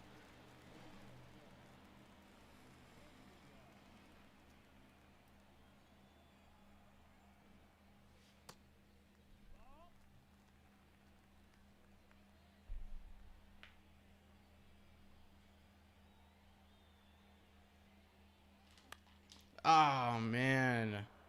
Just a little late.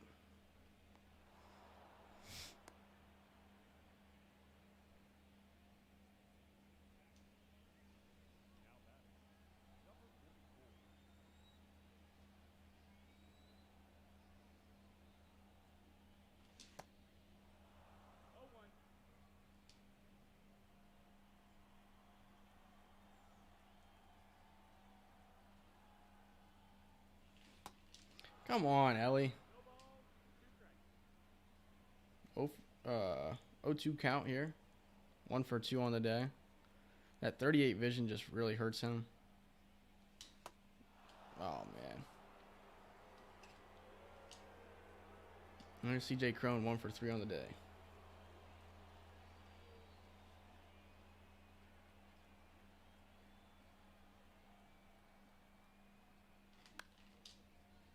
Down the line. Just foul.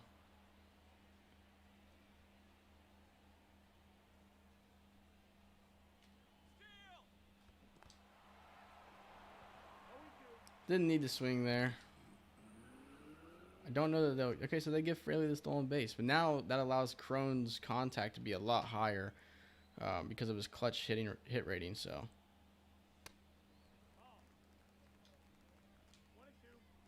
That's why I stole there.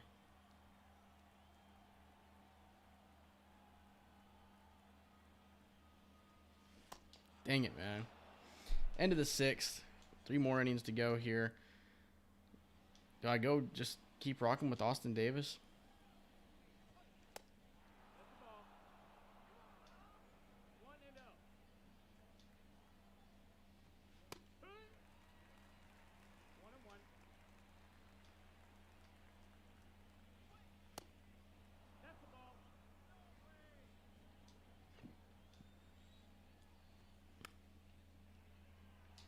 Come on, Hernandez.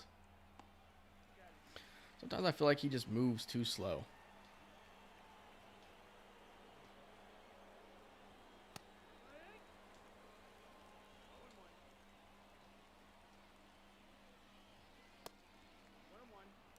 So the plan is, once we get done with this game, I kind of just want to start simulating. Once Tyler Stevenson returns, I want to get a player lock game with him.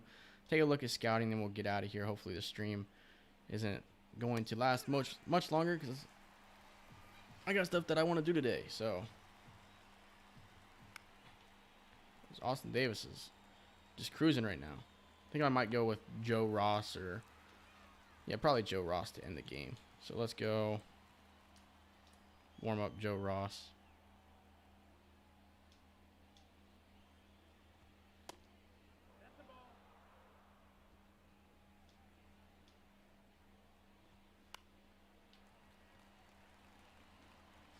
Benson's there, and that is out number 3. So this game is going by very quickly.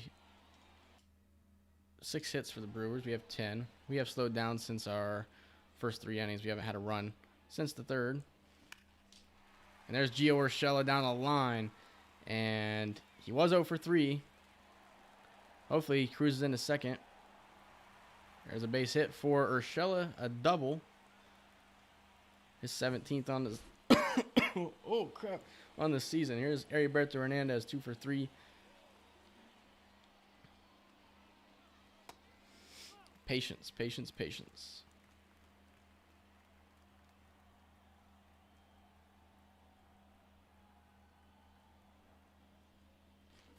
And his third home run. Heriberto Hernandez has hit 3 home runs.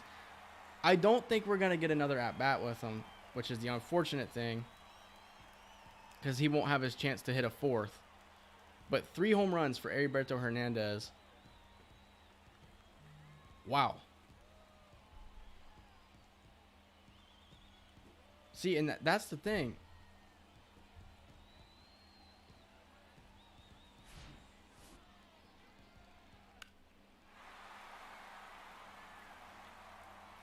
Is with Tyler Stevenson coming back, I mean, what do you...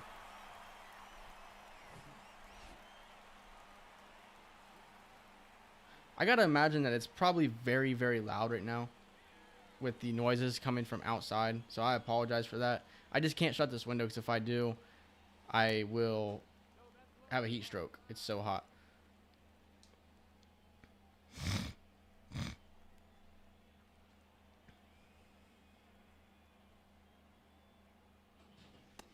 But as I was saying, with Heriberto Hernandez, is like with Tyler Stevenson coming back here soon, we can't really afford to like not have Heriberto Hernandez on the field. I mean, he can rake, and oh man, those trucks out there.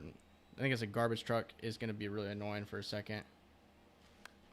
There's nothing that I can do. I can shut the window, but like I said, it will get ridiculously hot in here.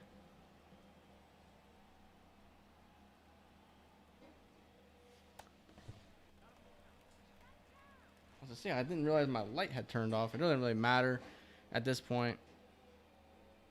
3-2 count. I'm just going to go normal swing. Strike 3.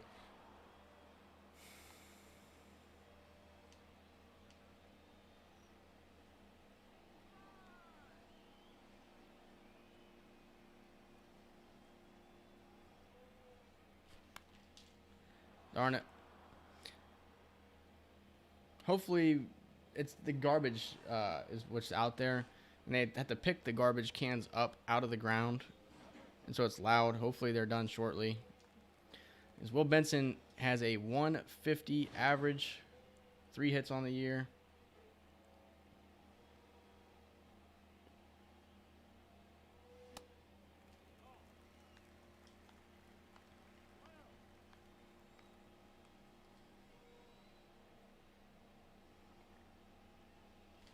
Oh my gosh. Now, I got to say, because of the heat, this is the reason I don't think that I can do live commentary gameplay. Just because it's so hot that I'd have to shut this window for live commentary because I don't want it to be disturbed.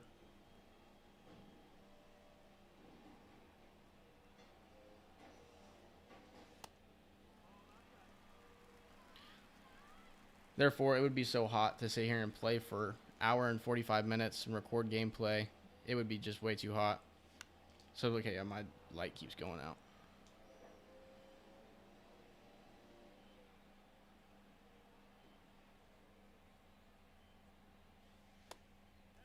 So, Benson walks. I'd really love if Heriberto Hernandez can get one last AB.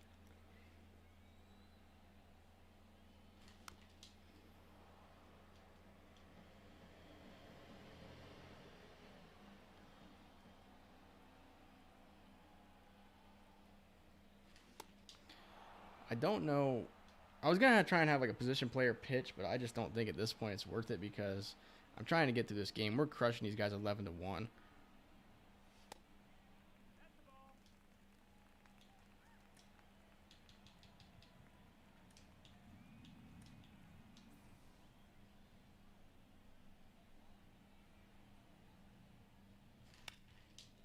That might be gone. Caught on the warning track.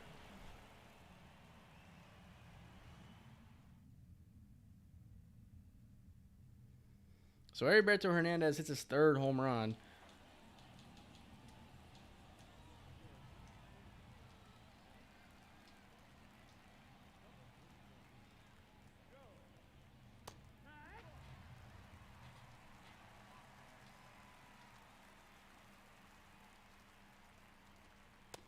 Great pitch there.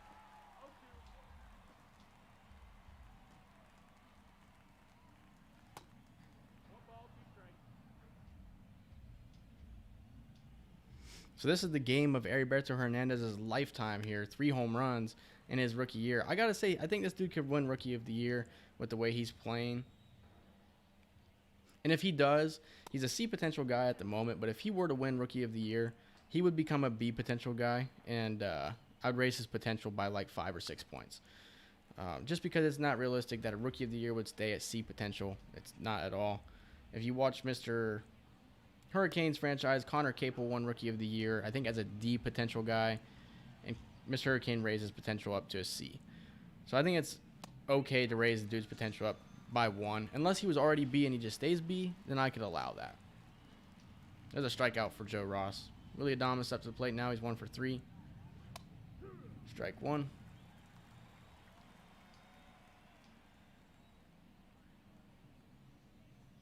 Strike 2.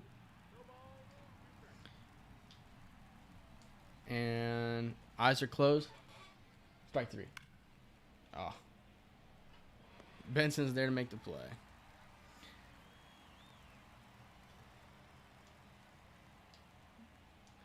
This has been a very quick game, though. At least I feel like it has, but I don't know that it has. There we go. There's out number 3 here in the 8th. Top half of the 8th, I should say. We'll come to the plate one more time. Can we get Heriberto Hernandez an opportunity to see an at-bat? I'm going to have to be very patient. I'm not going to try and ground out and do anything stupid. And Jonathan India just hit his 3rd home run. Has it ever been done? Has it ever happened where 2 players on the same team have both had 3 home runs in one game? Has that ever happened in MLB history? Somebody look that up for me. And when I mean somebody, I mean myself, because there's nobody in here.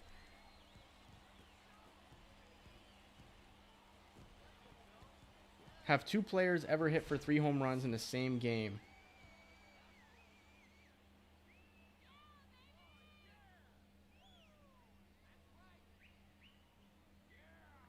Here we go. It's only been done one time, and it was on September 25th, 2001.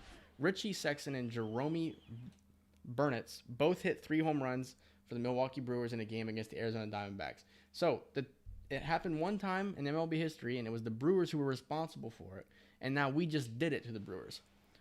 So Jonathan India and Heriberto Hernandez both with 3 home runs. What a game. This is crazy.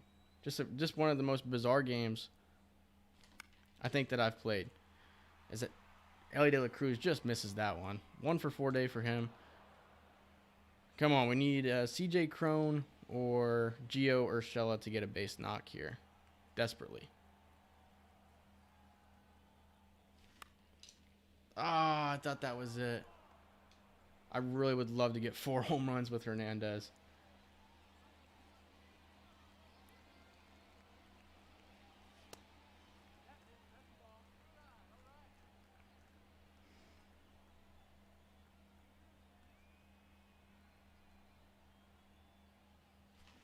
Oh my gosh. Come on, Crone. Did we go contact? We just go normal swing. I think we're going to go contact because he needs to get on base.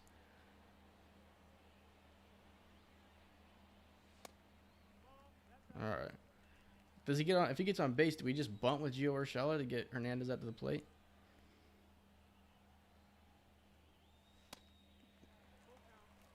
Hopefully he walks here. That'd be really nice. And at least is really competitive. The Mets are in last place, but they're only 5 games back. And he walks. That's exactly what we needed. Here's Gio Urshela now. Just do not hit into a double play. That's all that I ask. Do we even swing the bat? That's the question.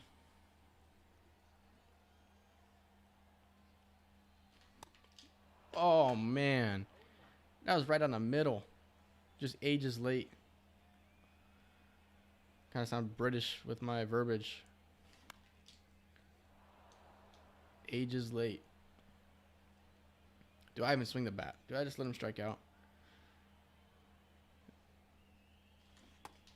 I did not mean to do that. I promise you. Here he comes.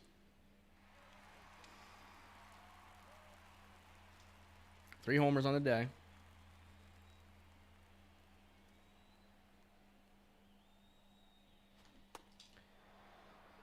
Swinging for the fences.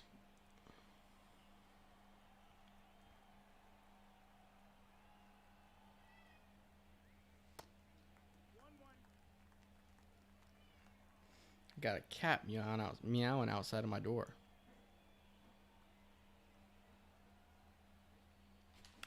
Dang it. He's not going to get the 4th home run. He does get a base hit, though.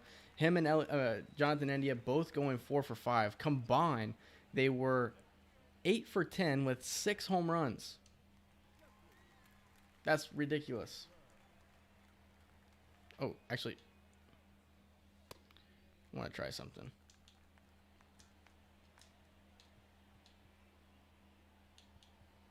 How do we do this? I know there's a way. I just can't remember what it is.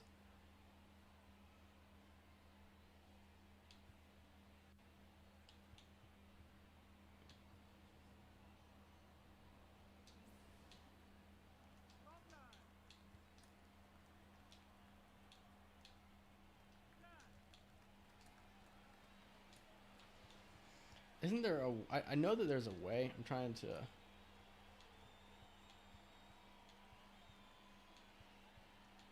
Oh, right here.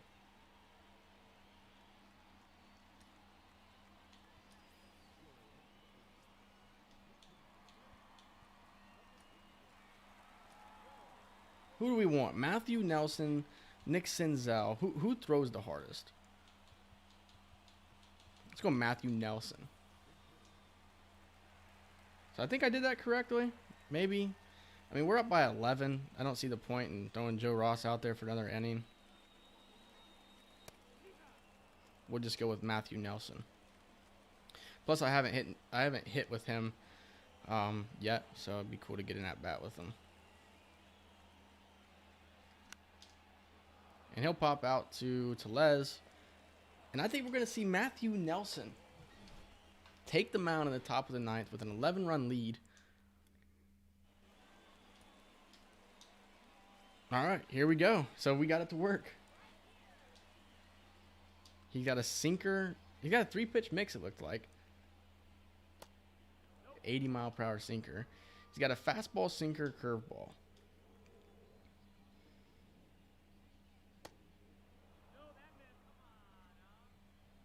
Let's check this curveball out. More like Ephus. All right. Ground on to India. 1 hitter, 1 out. Here's the 6-hitter Tyrone Taylor.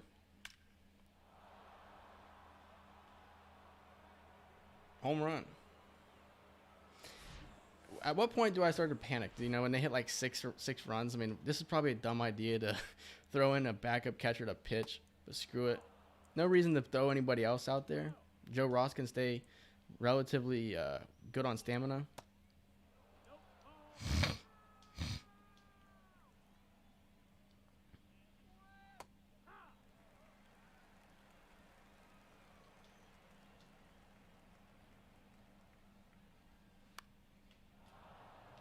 De La Cruz can't make the play.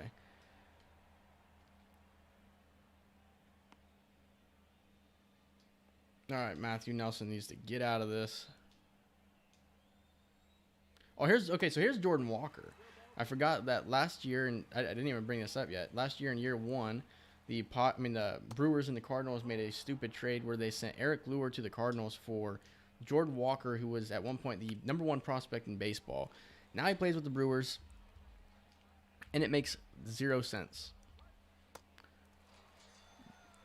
You just struck out to a catcher who was pitching.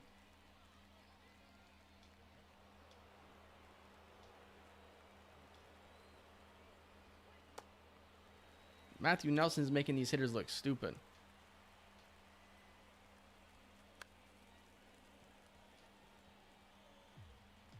Curveball. Low. All right, Tom Murphy's a show-off. He hit a home run. And Suarez said this game is just getting boring. He runs home for no reason. For no reason. Third base coach must have just been like, all right, we don't care. Just run. And we win the game 12-2. Matthew Nelson finishes with a strikeout.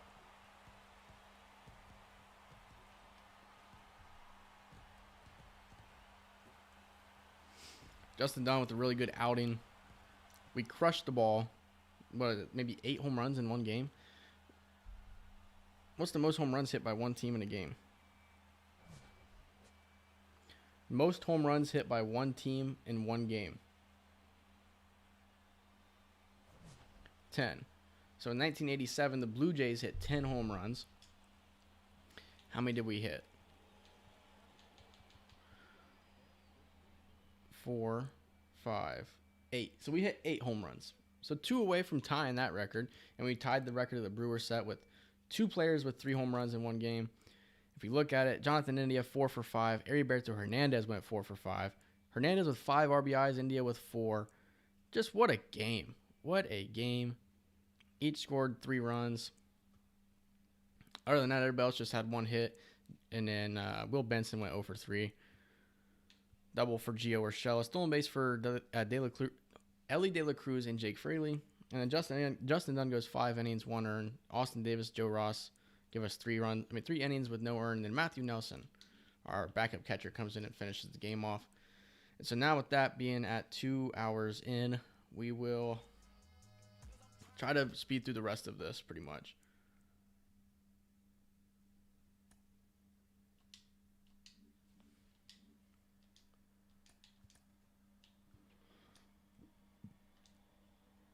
Okay, and how do we destroy them and then come back and lose that bad? Chad Pinder 2 hits, CJ Cron with 2. Because Brandon Williamson, Joe Ross, Tony Santillan, and Brad Hand all allowed runs. Take a look at scouting here. Left field international. Let's cancel that. I just want to look at the players out there. So we already know a lot about Mikey Ishii. I don't know if that's how you say it. And there's Robert Ritchie, who we're scouting at the moment. He's down on our board. Anybody going up a little higher? Adrian Castro, maybe, power hitter. Decent vision, it looks like, for the future. Contact's not bad.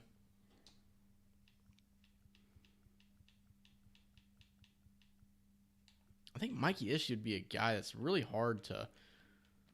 So let's keep going with scout position, left field, international. We'll just keep doing that. There's no reason to really look at these yet, but we will in the next one. So this one right here. Actually, this would be the last one. So yeah, this is gonna get interesting. So simulate this one. Matt McClain be out for a few days. Let's go ahead and keep him active. Randall Grichuk's trying to win it for us, and we win 5-3. 2 hits for Fraley, 2 for India. He's batting .344. Will Benson gets 2 hits. Fraley and Cron with home runs, and then Andrew Abbott with a really good outing. Santillan, and then Alexis Diaz gets the win for us.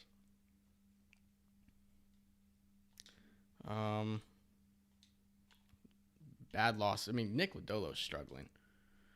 Landon Sims, broken forearm during today's game, and it appears he'll be out for 1 to 2 months. We got to put him on a 60-day IL, I do believe. And then can we win this game? We do, 6-5. Tyler Stevenson is no longer injured. Very good news. We'll adjust the lineup accordingly. Spencer Steer, finally, .247 average. He's finally improving. 2 hits for Cron as well. And a home run for Jake Fraley. Graham Ashcraft allows 5 earned. Luckily, the bullpen comes in and shuts things down for us.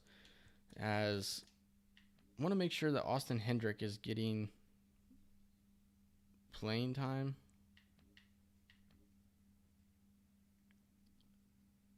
Where is he on the... Where is Austin Hendrick? Is he not... Where is this dude?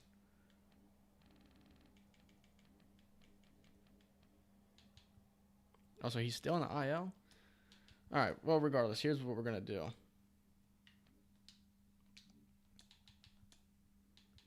I mean, our pitching's been really bad other than Justin Dunn, but our bullpen has been really good.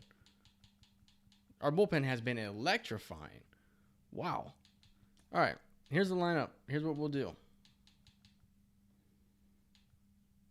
Man, we can't take Winker out of the lineup. Can't do that. I think what you got to do is I think that, unfortunately, Heriberto Hernandez has to try and potentially play right field for us, even though he's not very fast. But he can play the outfield. And so that's what we're going to do.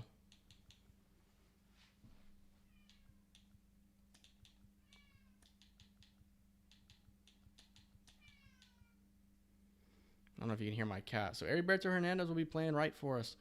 And then as well in this situation, I don't want him batting ninth, though.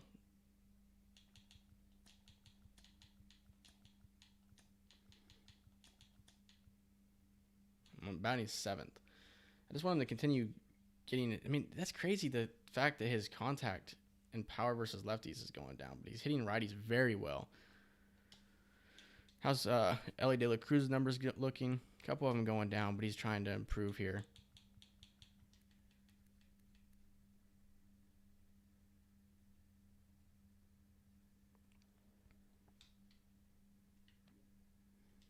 Marco Bautista's off to a little bit of a slump, it feels like. The average down to 288. All of his numbers are rising, which is a good thing to see, though. So that's not bad. I'm not worried about it. But he is in a little bit of a slump, it appears. So with that being said, we have 27 players on our active roster. That's right. So we got to send down Matthew Nelson. Send him down to AAA. Send this guy down to AA. And send him down to Class A.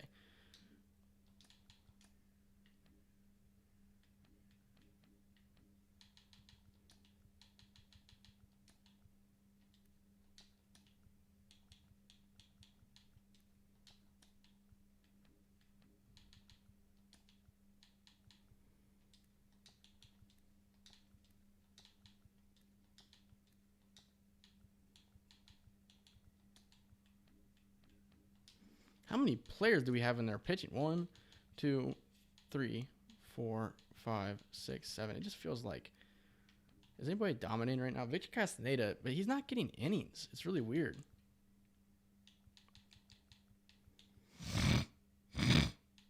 Sorry.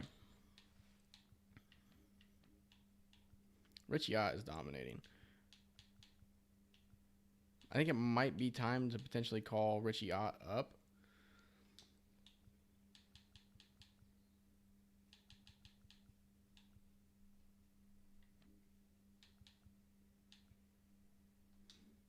Yeah, that's what we're going to do.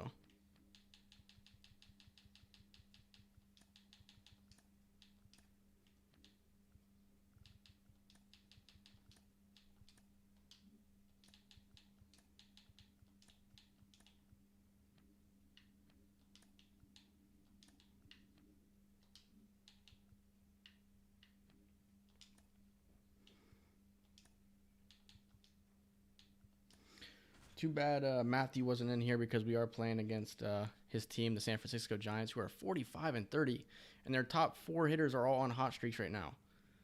3 of the 4 are hitting 300. They have 4 guys in the lineup who are hitting 300.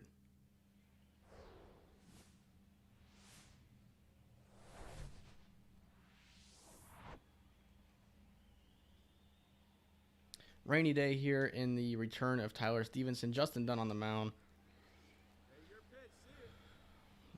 Nobody out. Runners on first and second for Tyler Stevenson, who's finally back from injury. That slider was kind of nasty. Logan Webb, what's his overall? 86. He's kind of good.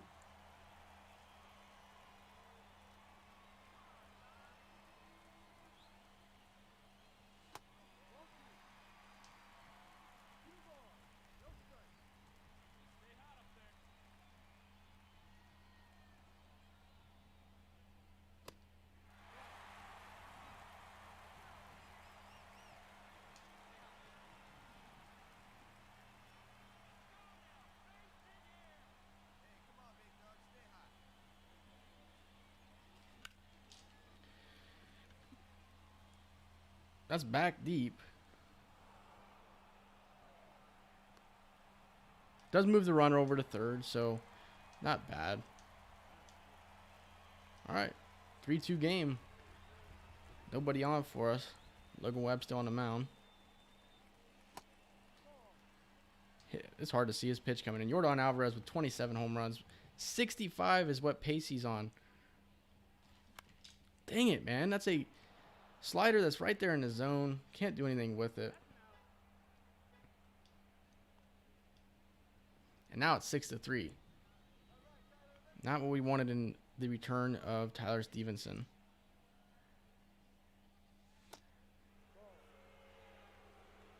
He's been better against righties as well, which is really weird to me.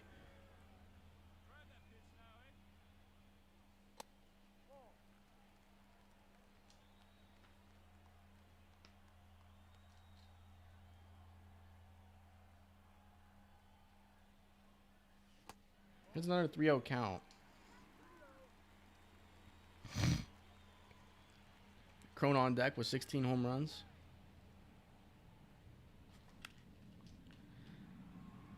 There's really no reason for me to be chasing them pitches. Just gotta have more patience, I feel like, in that situation. All right, now here we are behind the plate.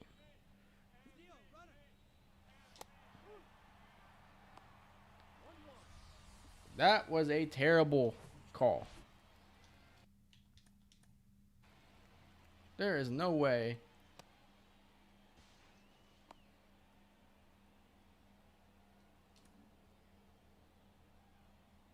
Yeah, that's whoa,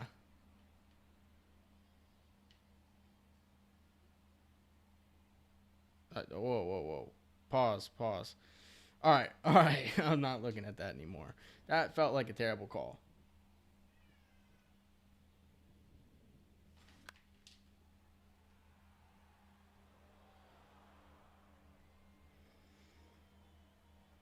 I don't know what I was looking at there.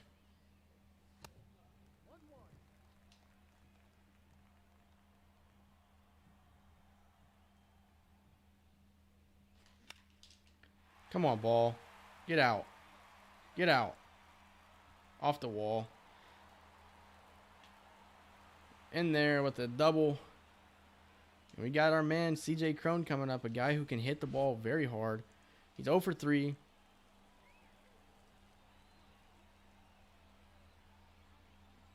Luke Jackson on the mound.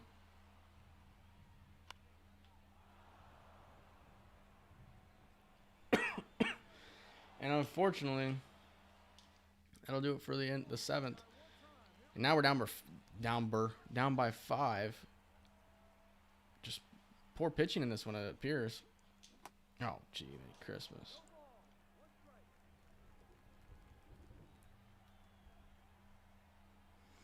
I would be the last out, too. Oh, come on.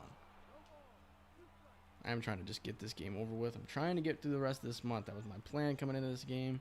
Don't think we're going to have enough time for another player luck after this. I think the rest of this live stream is going to be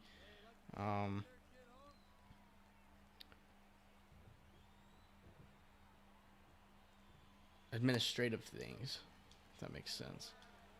Camilo Duvall.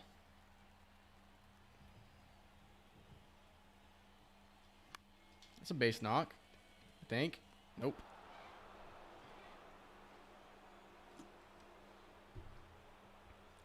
Black Rifle Coffee Company. Down the hatch.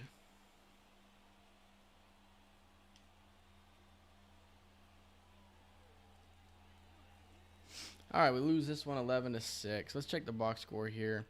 Heriberto Hernandez with his first game out in right field goes 2 for 4. And he hit his 9th home run on the year. Ellie De La Cruz hit his 9th on the year. Winker hit his 9th on the year. And then Gio Urshela hit his 13th. It was the pitching. Justin Dunn allowing 6 earned. And then Joe Ross allowing 2. Brad Hand allowing 2. And then Lucas Sims allowing 1. That kind of hurt us in this game. Our bullpen has been really good. I really have no bad things to say about the bullpen. Jock Peterson with 2 home runs in that game. I think we're going to have some all-stars this year. Matt McClain no longer injured. Want to make sure he's in their lineup.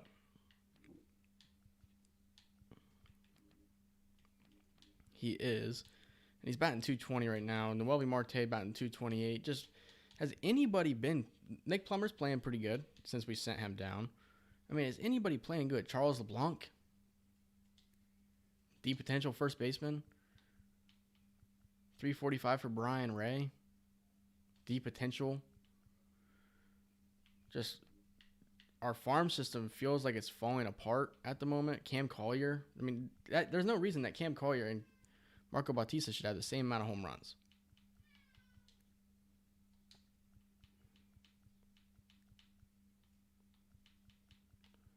Like Matt Lloyd. I mean, William Simonette. Or Simonette. It's just, we're not getting anything out of our guys down at the AAA, AA level. Nothing. And that was what was supposed to be exciting. Is we got one guy that I'm excited about at the moment, and it is Marco Bautista, the 6th rated prospect. Cam Collier hasn't done anything for us this year. Edwin Arroyo is probably on the verge of being traded along with Noelvi Marte. And then the rest of the board down, Chase Petty not doing anything special. So it's just not good right now. Our prospects are looking lackluster, and that's why I'm thinking about pulling off a trade. But I want to bring in a top-tier prospect. I don't want to bring in some mid-level prospect who won't bring a lot to the plate for us. So here it is, 9-8, and Alexis Diaz just saved himself for a little bit longer. 2 hits for Crone, 3 for Urshela, 2 for Ellie, and then 2 for Winker. Home runs for Crone and Ellie De La Cruz. Brandon Williamson allows 6 earned. So, gosh, man. And then we lose a terrible game. 2 hits for Winker. Winker, the only guy that showed up to the ballpark that day. Andrew Abbott pitched good. 5 in the third, allowing only 1 earned. Tony Santillan and Brad Hand, not good. Just not good.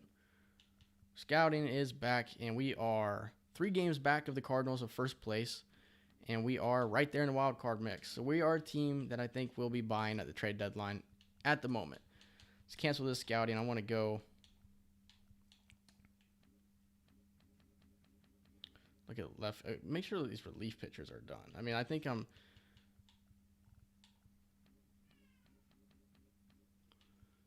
finding out a little bit more stuff about these guys, but none of these guys are like jumping off the page right now to me. Like Mikey Ishii actually even going down.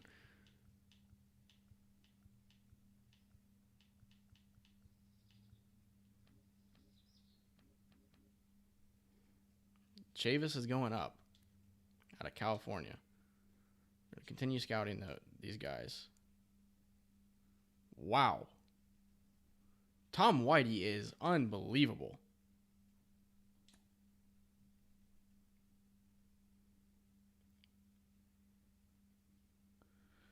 This guy might be my top pick.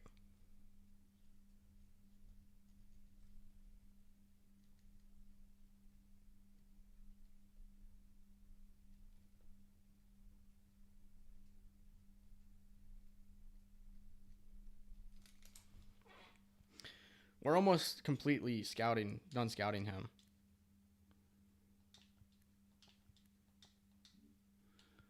Let's continue to do that one more week.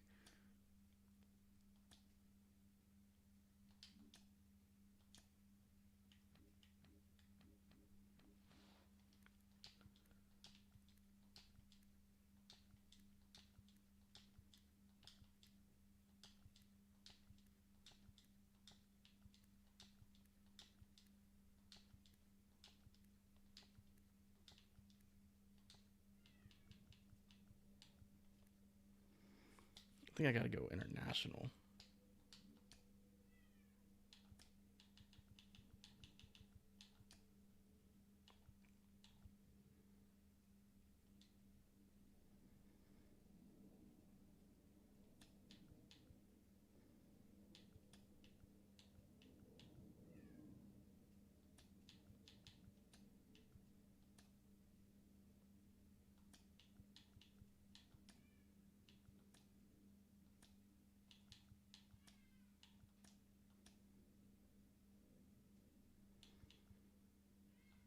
So I think that's what we're going to go with there.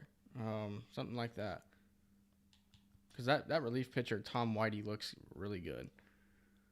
We have 40 men on our 40 man. Who will be removed?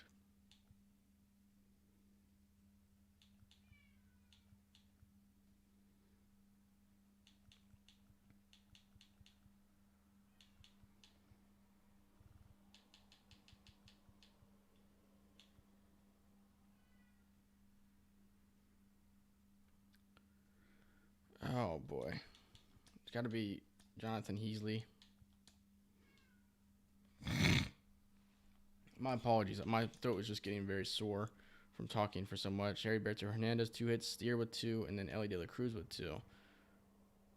Now Nick Lodolo decides to finally have a good game. I want to make sure Steer's getting playing time. Okay, he is. Here's some more trades here. Luis Arraez. Dang. So the Angels get Luis Arraez for Sam Bachman. And then Miguel Vargas is going to the Astros for Jose Urquidy. What did the Marlins get here? Was it a pitcher? Was it? Sam Bachman.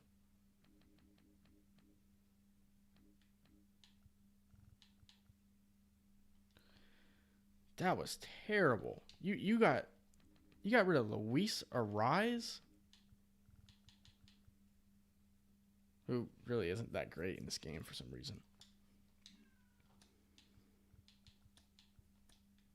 And then the Dodgers got the starting pitcher, which I want to see what. You can definitely hear my cats out there. Okay, I guess that's probably a fair trade. Now we're losing to the Marlins. 2 hits we had. One of them was just not a good game. Graham Ashcraft, Santion Reyes. Jonathan Heasley has been claimed by the Phillies, and we have lost 4 games in a row. Jeez, come on, guys. What is Stevenson's batting 311? The Bats don't have a valid pitching rotation.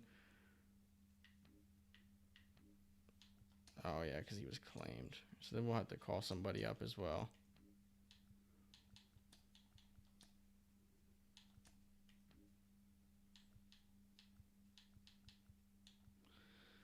Okay, let's call up Landon. Oh, he can't because he's injured.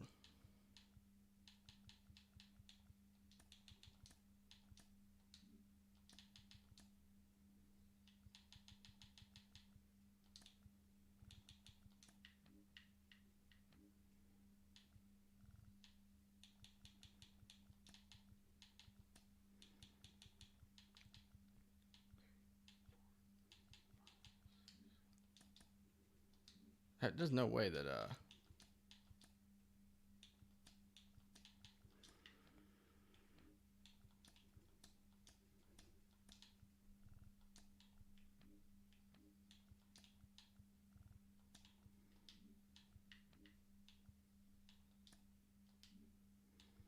there's no way that the Lookouts can have 1, 2, 3, 4, 5, 6. That can't. So let's go ahead and do this.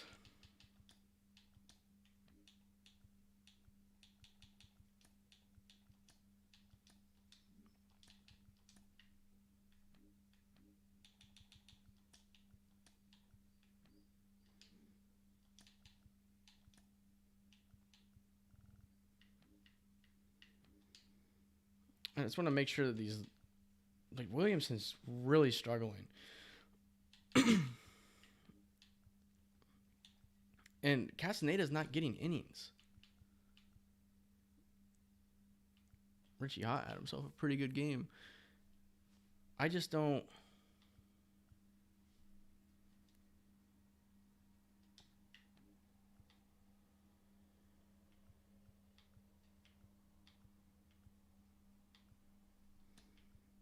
Maybe do something like that. Let Joe Ross get some starts. Brad Hand starting to struggle a little bit. Lucas Sims is struggling.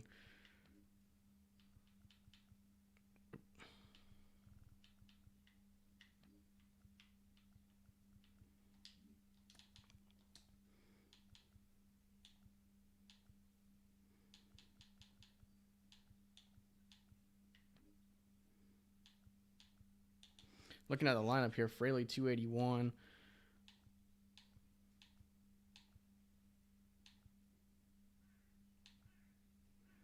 Grichuk's really struggling right now.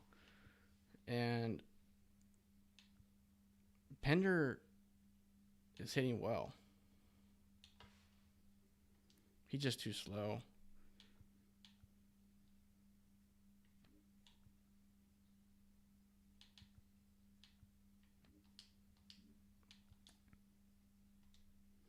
We have lost 5 games in a row. 6 games in a row we have lost. And we are now below 500. Everybody's in a cold streak right now.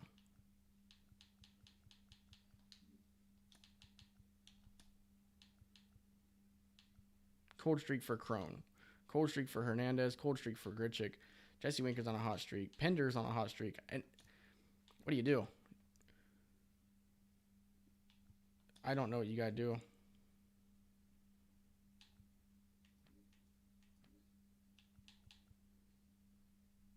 You got to allow Senzel to get some playing time.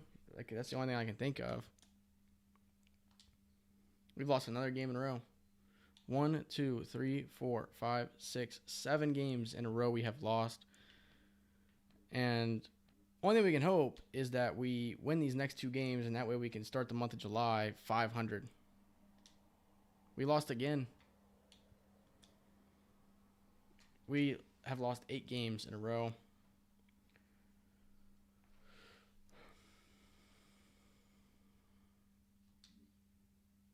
And this is pretty much our last week of scouting right here. All right.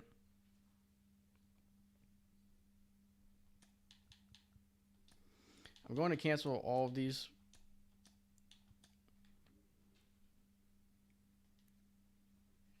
Chavis is apparently the 3rd best relief pitcher.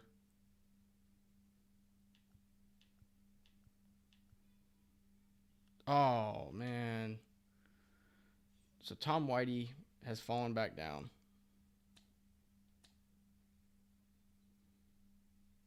He doesn't look bad, but he's not a guy I could take a first pick on.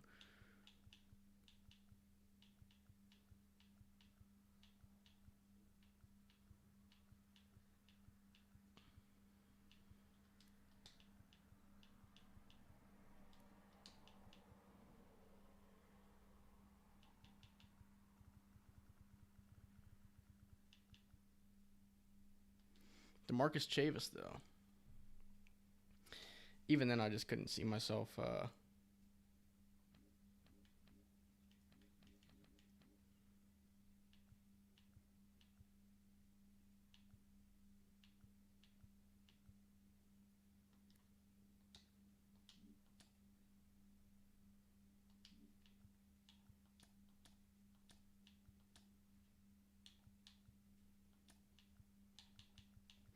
Go relief pitcher international.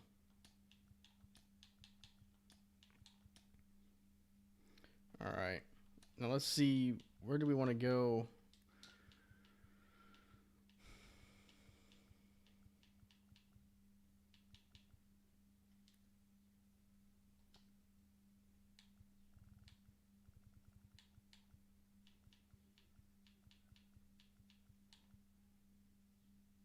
Juan Quezada. So that's another reason we're going to look at him again. He looks good. Gerald Swift, I think, has got to be my favorite prospect. He is a guy that I would take.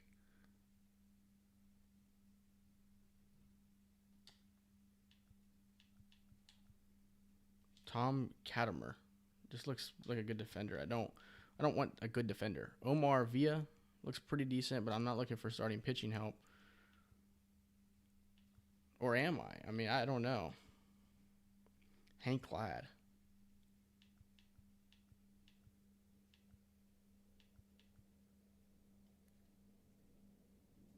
I like Ishii. He probably would go off the board fairly quickly.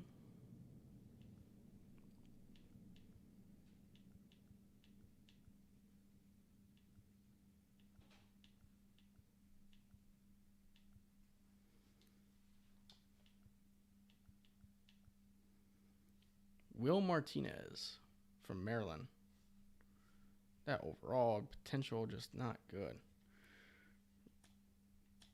I don't know.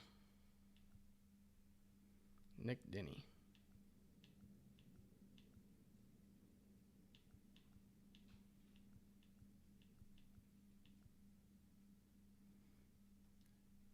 I like Honus Dell. This is the year where I think, Shea Hanna.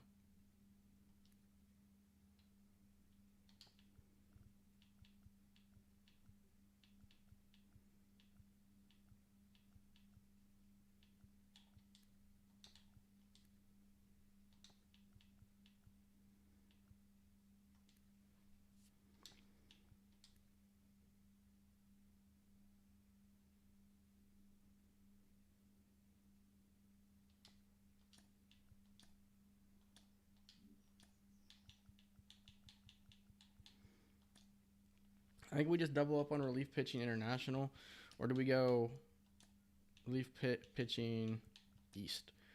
And we just look at Chris Ivy, just for the heck of it.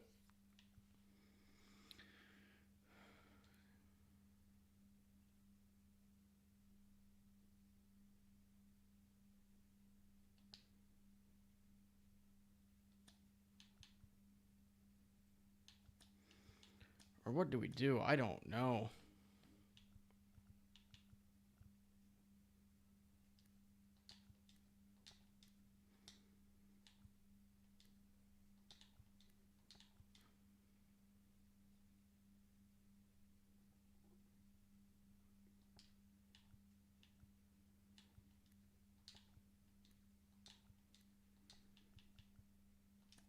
Let's just do this. And we'll advance, finalize the weekly scouting, and do this. And lookouts do not have 4 valid lineups.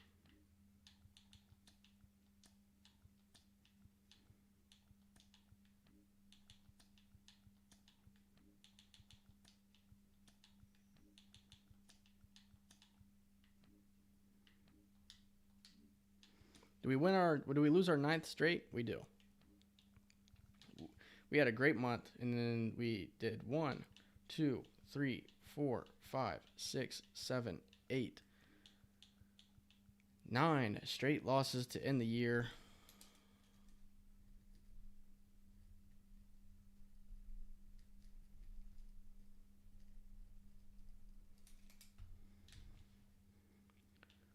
I mean, to end June, and now we're in July.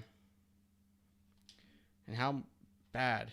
We're 6.5 games back, and we are 6.5 games back of the wild card. We did it to ourselves. We've lost 9 in a row.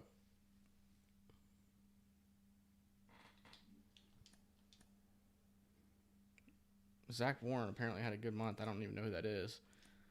And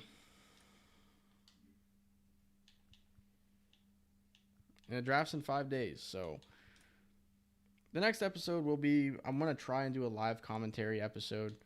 And what we'll do is we'll go from July 1st to probably like July 11th. And then you're not going to find out the ratings of our draft picks yet, just because I don't want to go through another whole entire month. I want to try and slow this down a little bit. I think that I do want to get a game again with against the Cubs here. Or do we try to do one against the Cardinals, depending on what happens? I don't know. We'll figure it out. But before we do anything, I want to look at this lineup. CJ Cron batting 235 now. Ellie, just not terrible. Just not a terrible year. Not a terrible players. I think that right now, the lineup is doing really good. I think it's the pitching. Abbott, almost a 5 ERA. Nick Lodolo, almost a 5 ERA. Graham Ashcraft, Justin Dunn, Joe Ross. We have no pitching, pretty much. Hunter Green being out is really hurting us. Austin, our bullpen, aside from Brad Hand, is pitching really well. Alex Reyes is pitching really well. Carl Edwards, Lucas Sims is struggling. And Alexis Diaz is struggling.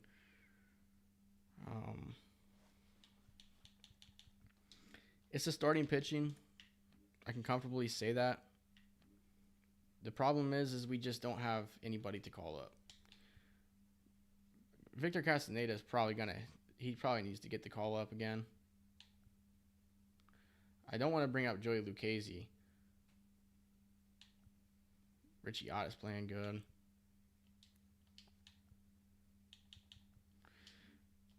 I'm going to try and do one thing before we finish off this episode.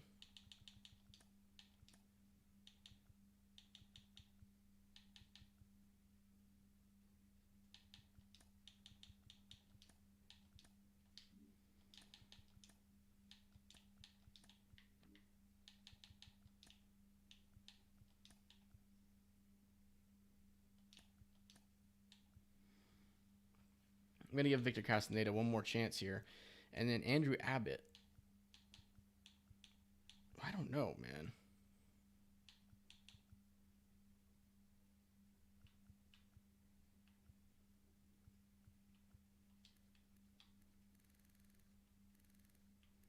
Got a 1.9 WAR. 4.92 FIP. So Lodolo's FIP is actually really good.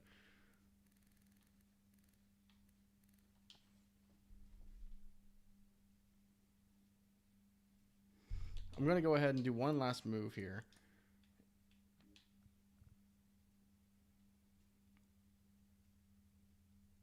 Actually, I don't know if I'm going to.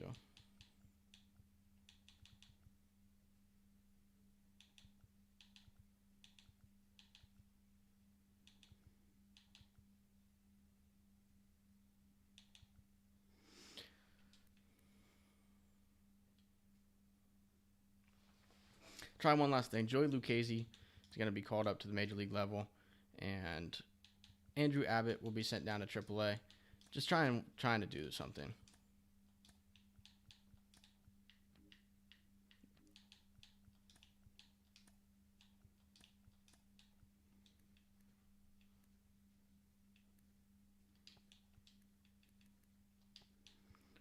I just think that Abbott can use some work down there. Is he tired?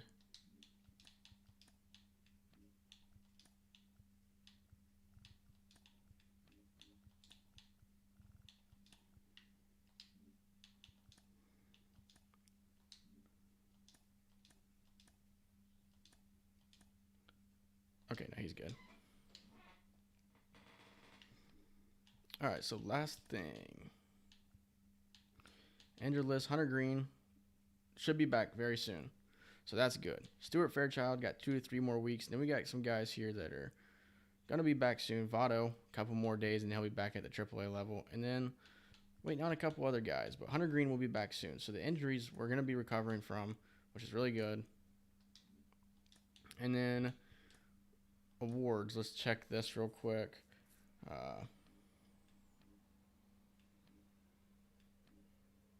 We have nobody that's in the Rookie of the Year category. Matt Frazier.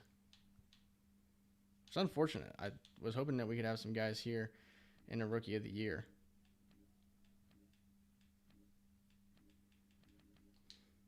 So it doesn't look like it. So let's go to awards, all-star voting real quick. Not going to have anybody there in starting pitching.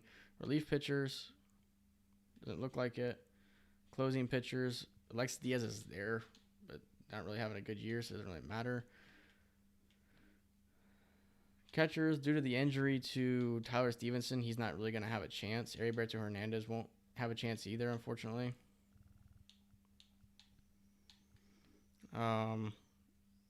Nobody at first. Second base, somehow Jonathan India, batting .325 with 10 homers, isn't in the all-star voting here, which is kind of crazy to me. Gio Urshela is barely there. Shortstop, Ellie De La Cruz, 244 with 10 homers. Not really producing the way we would like. Jake Fraley, center field. Nobody. Right field. Nobody. So we're struggling. We have lost 9 straight, and we are now 40-44, 6.5 games back of the NL Central and 6.5 back of the wild card as well. So with that being said, the next episode, we may or may not play a game against either the Cardinals or the Cubs. I don't know if we're going to play one yet.